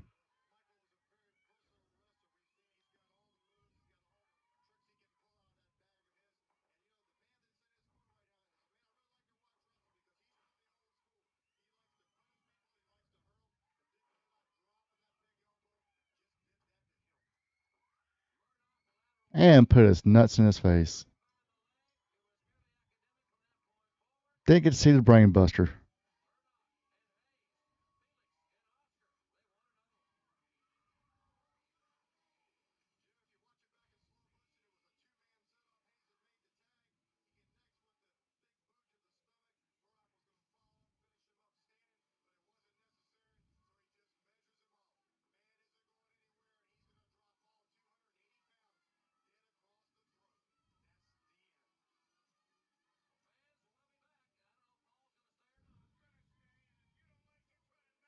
But yeah, then during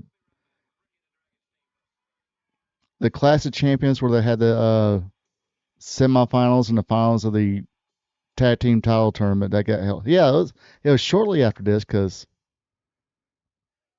Road Warriors got stripped out from the tag team titles.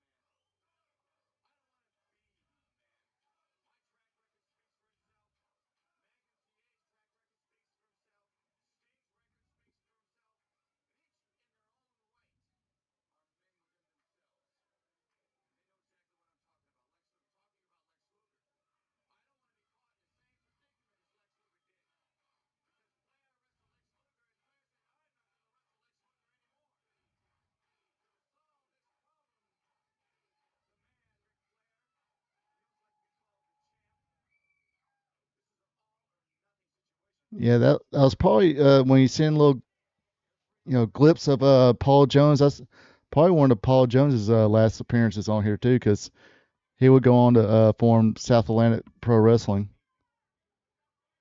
with Sandy Scott. I think that was Sandy Scott they worked together with on that one.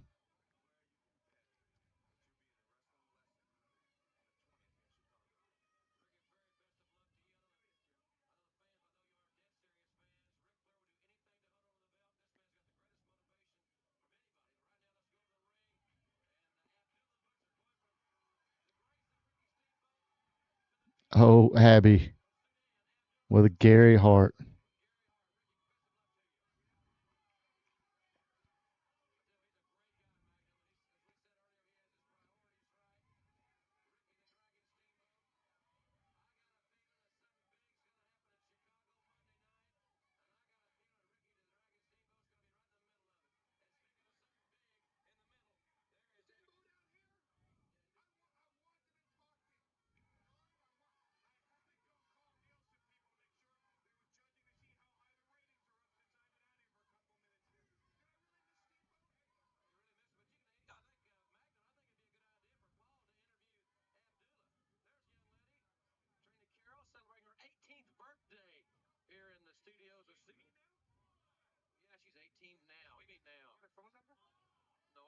Oh my God.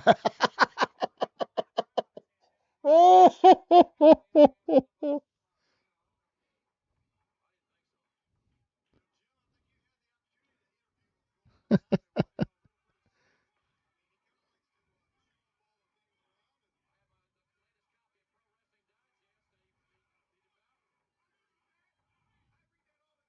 See, Abdullah the Butcher does different kind of stretching. He just stretches your face and stomps on you. Nobody beats Abdullah the Butcher.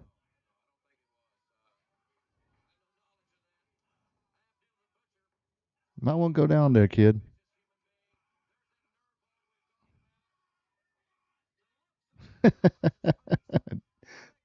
Joe says, damn. Look at that freaking forehead. They can put a quarter in that forehead.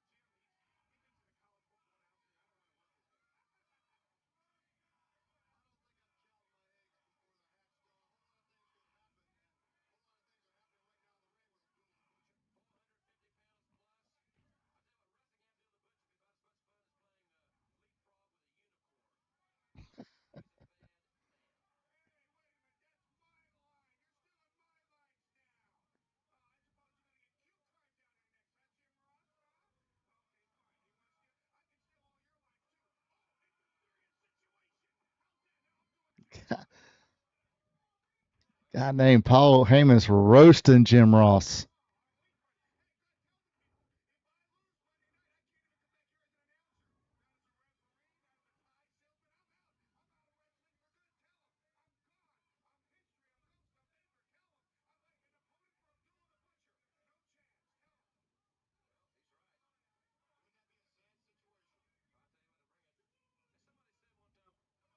Say it. That's the first I've ever heard him speak.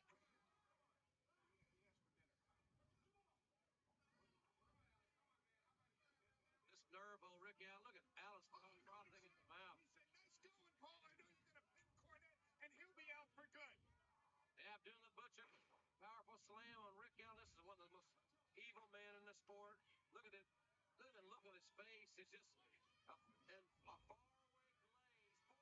The elbow drop right across the chest of Rick Allen, and the Butcher makes sure that the referee doesn't go down with a fatal 3 count. Sadistic Butcher wants to make sure he gets him that last little bit of punishment because the man's already helpless. The Butcher meditates, and then he will annihilate Abdullah Butcher. 1, 2, 3, and the Butcher with another victory. And yet another long string of victories. Gary Hart. This is the kind of guy that Hart really gets along with. Then when you look back on it, 450 pounds motivating across the ring, and yes, it even gets airborne, driving all the weight, coming down with the elbow, absolutely crushing his opponent. Ladies and gentlemen, we'll all, yes, including Paul, will return Rick Steiner and Hot Stuff Eddie Gilbert together in just one moment.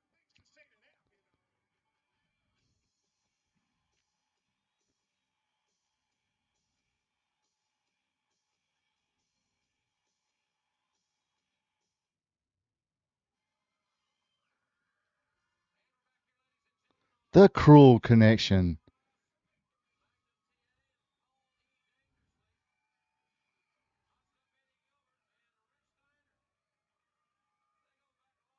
Let's see. Cruel Connection was Gary Royal and who?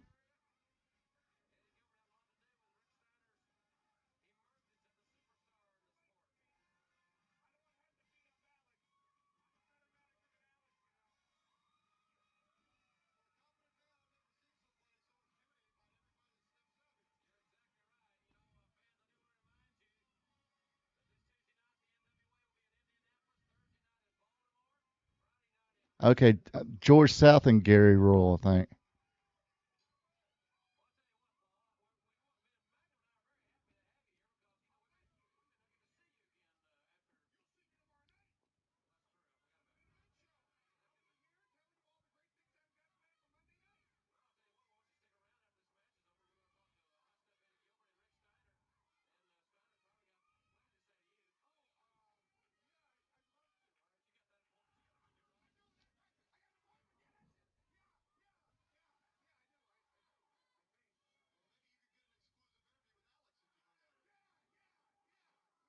And yes, this is Hot Stuff Eddie Gilbert.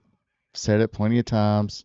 Guy needs to be in the Hall of Fame just for the fact that he was once married to Missy Hyatt and once married to Medusa. So that's a hell of a track record right there. And plus, I mean, if you know, if he didn't pass away, I'm pretty sure he'd be in the creative somewhere.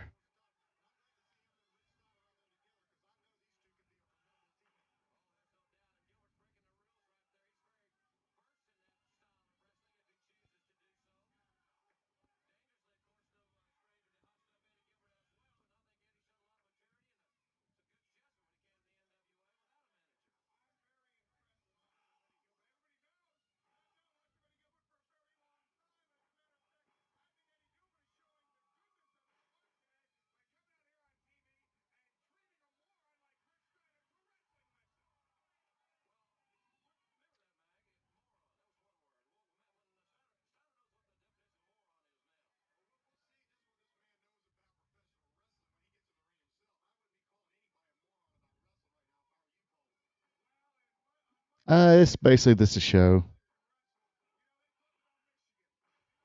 but still.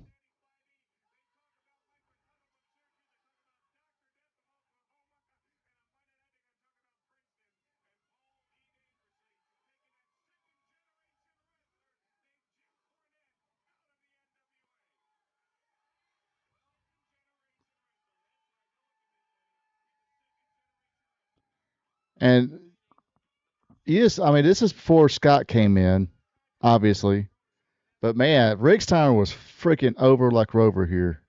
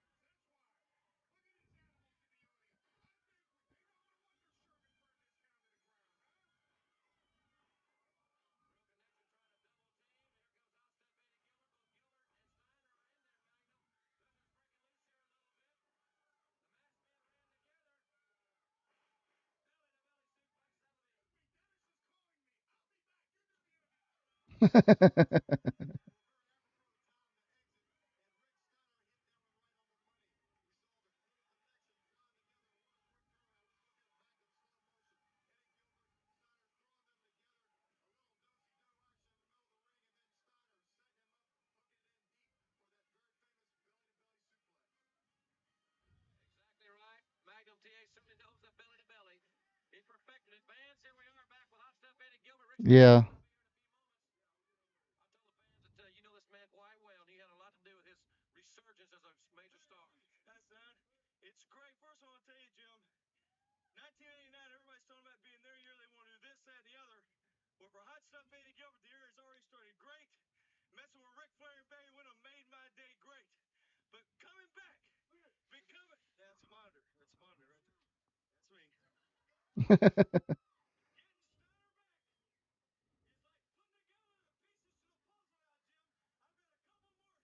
He's waving at me on the monitor.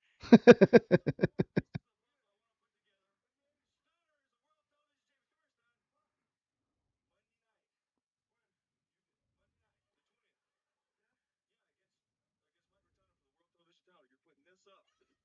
This is the big one. If you beat him, you're going to show everybody you're the true world television champion. He thinks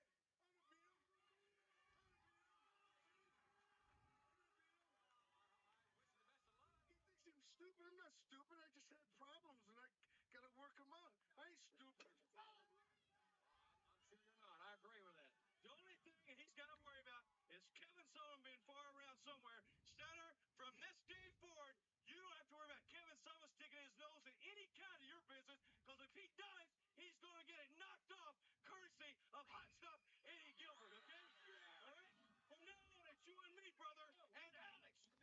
Alex.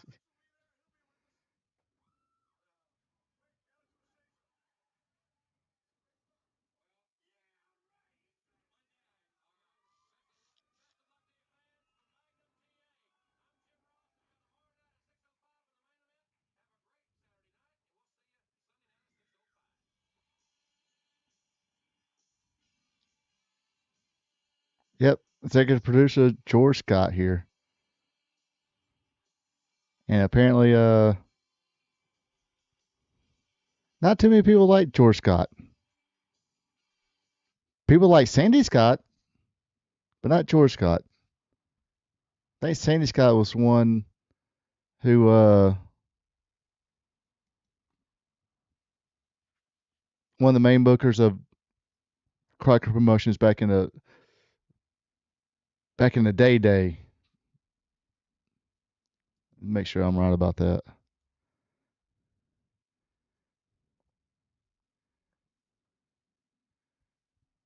Canadian, eh?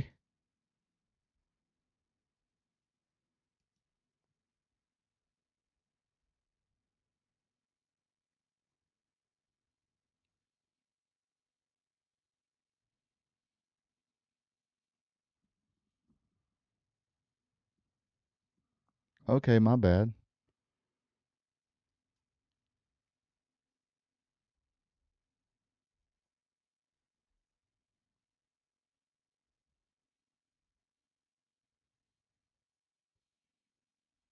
Let's see. It says during the 80s.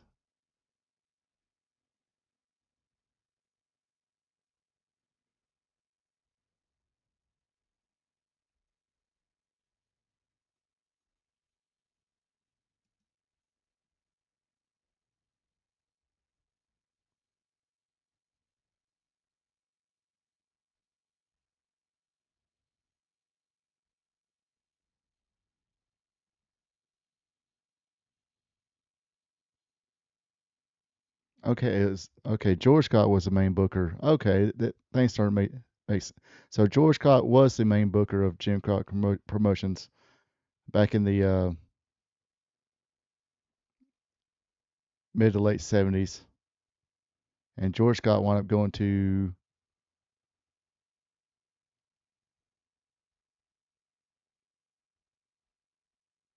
went to WWF in '83. Yeah, that makes sense now because he brought in Valentine, Steamboat, Piper, Orndorff during that time.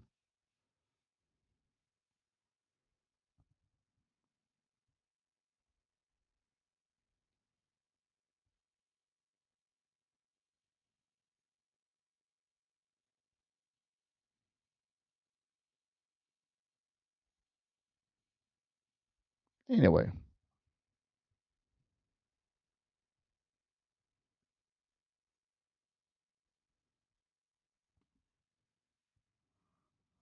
I got the Mighty Scots confused there a little bit.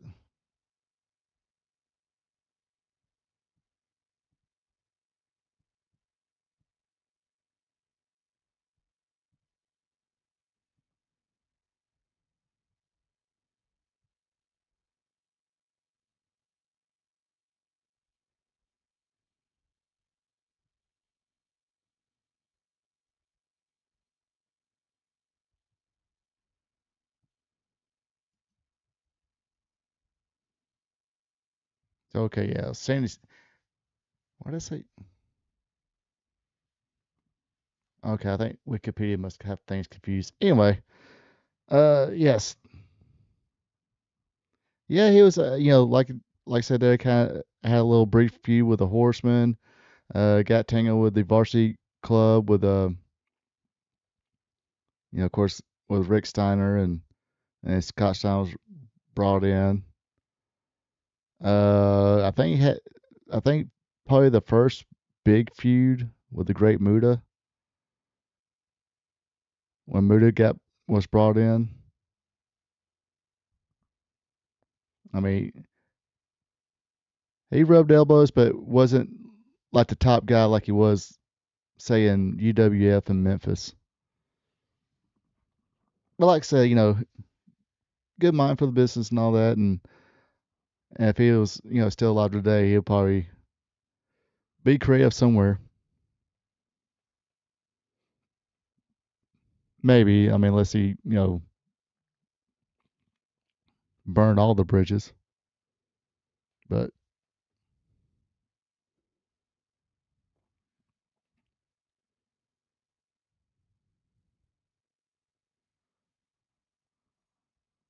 yeah, good show there. I mean, that's kind of how TV was done in those days. You just had, squash matches. You had your stars against nobodies, but you kind of did these angles. The wrestlers would do promos, get you.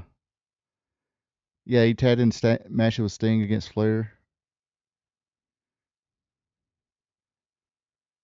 But yeah, you kind of, you build up to this particular time it's a pay per view. But usually, if they have matches at the Omni or whatever, they would promote those shows and, um, run like a little angle here and there.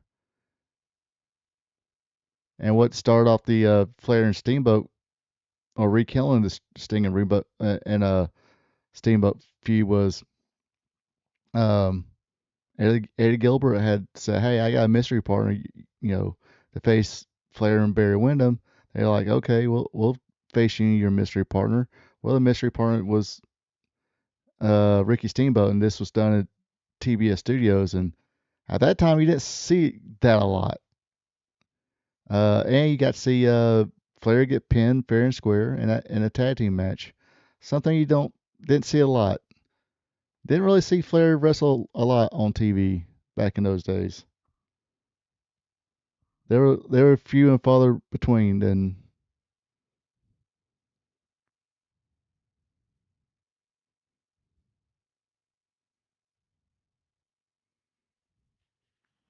so basically, Flair being a champion, his job was to um, talk, bring people, talk people in the building. Of course, did a little brawling angles here and there, get people excited for it, and say, "Oh, okay, let's go buy a ticket and see, Flair against Dusty or Flair against Sting." In this case, Flair against Steamboat. You had to pay to see that. And like I said, every now and then they would do like a runoff here, at stars against stars, and just kind of, move the storylines along. But yeah, it's a good time. But now it's like, well, you'll see a match on pay per view, but give it a week or two, you're gonna see it on Raw or SmackDown or Dynamite. Yeah, this is let's see. He had a series of Steamboat, won the belt back, and that's when Terry Funk was sprung in, and they did the angle where they switched Flair to a babyface, where Funk attacked Ric Flair.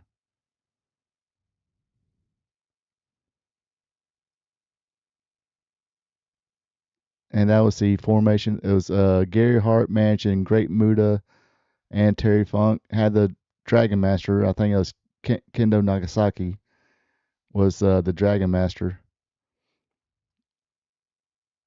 They got Sting to be his partner in a few matches.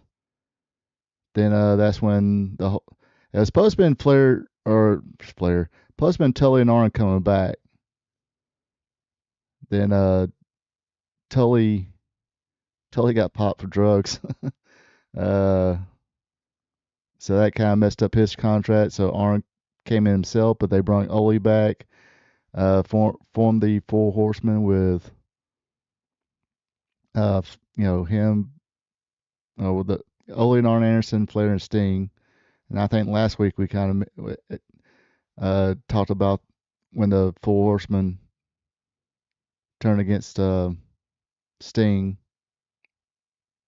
at the Clash of Champions.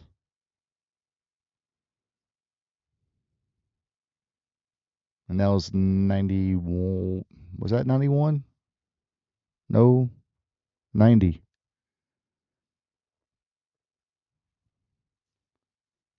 Yeah, either later part of 90 or 91, because Sting had the leg injury that same Clash of Champions. Like I said, we talked about that last week. But yeah, it was pretty cool times here. I mean, a lot of changes were being made. A lot of people kind of leaving. Some people coming back. Ted Turner did own end up or World Championship Wrestling at this time.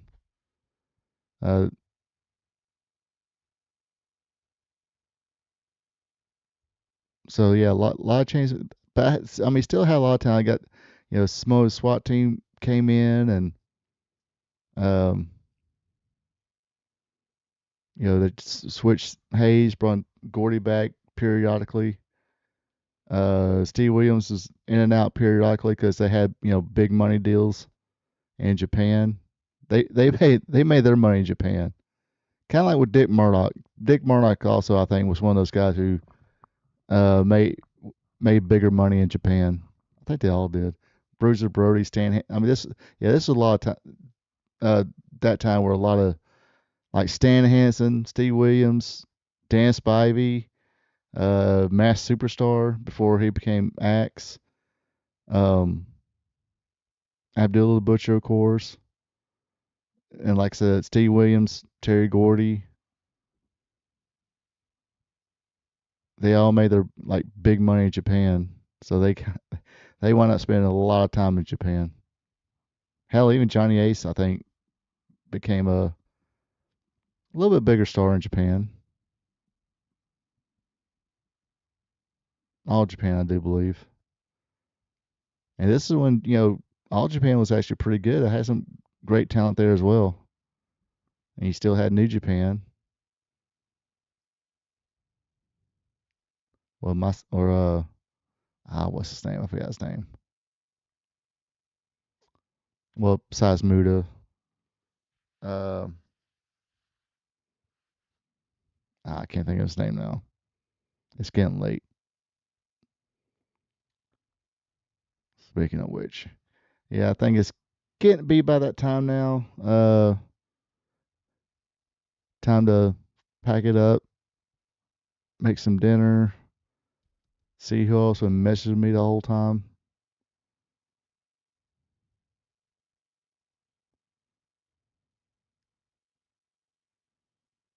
And all that good stuff. But anyway, appreciate everybody tuning in.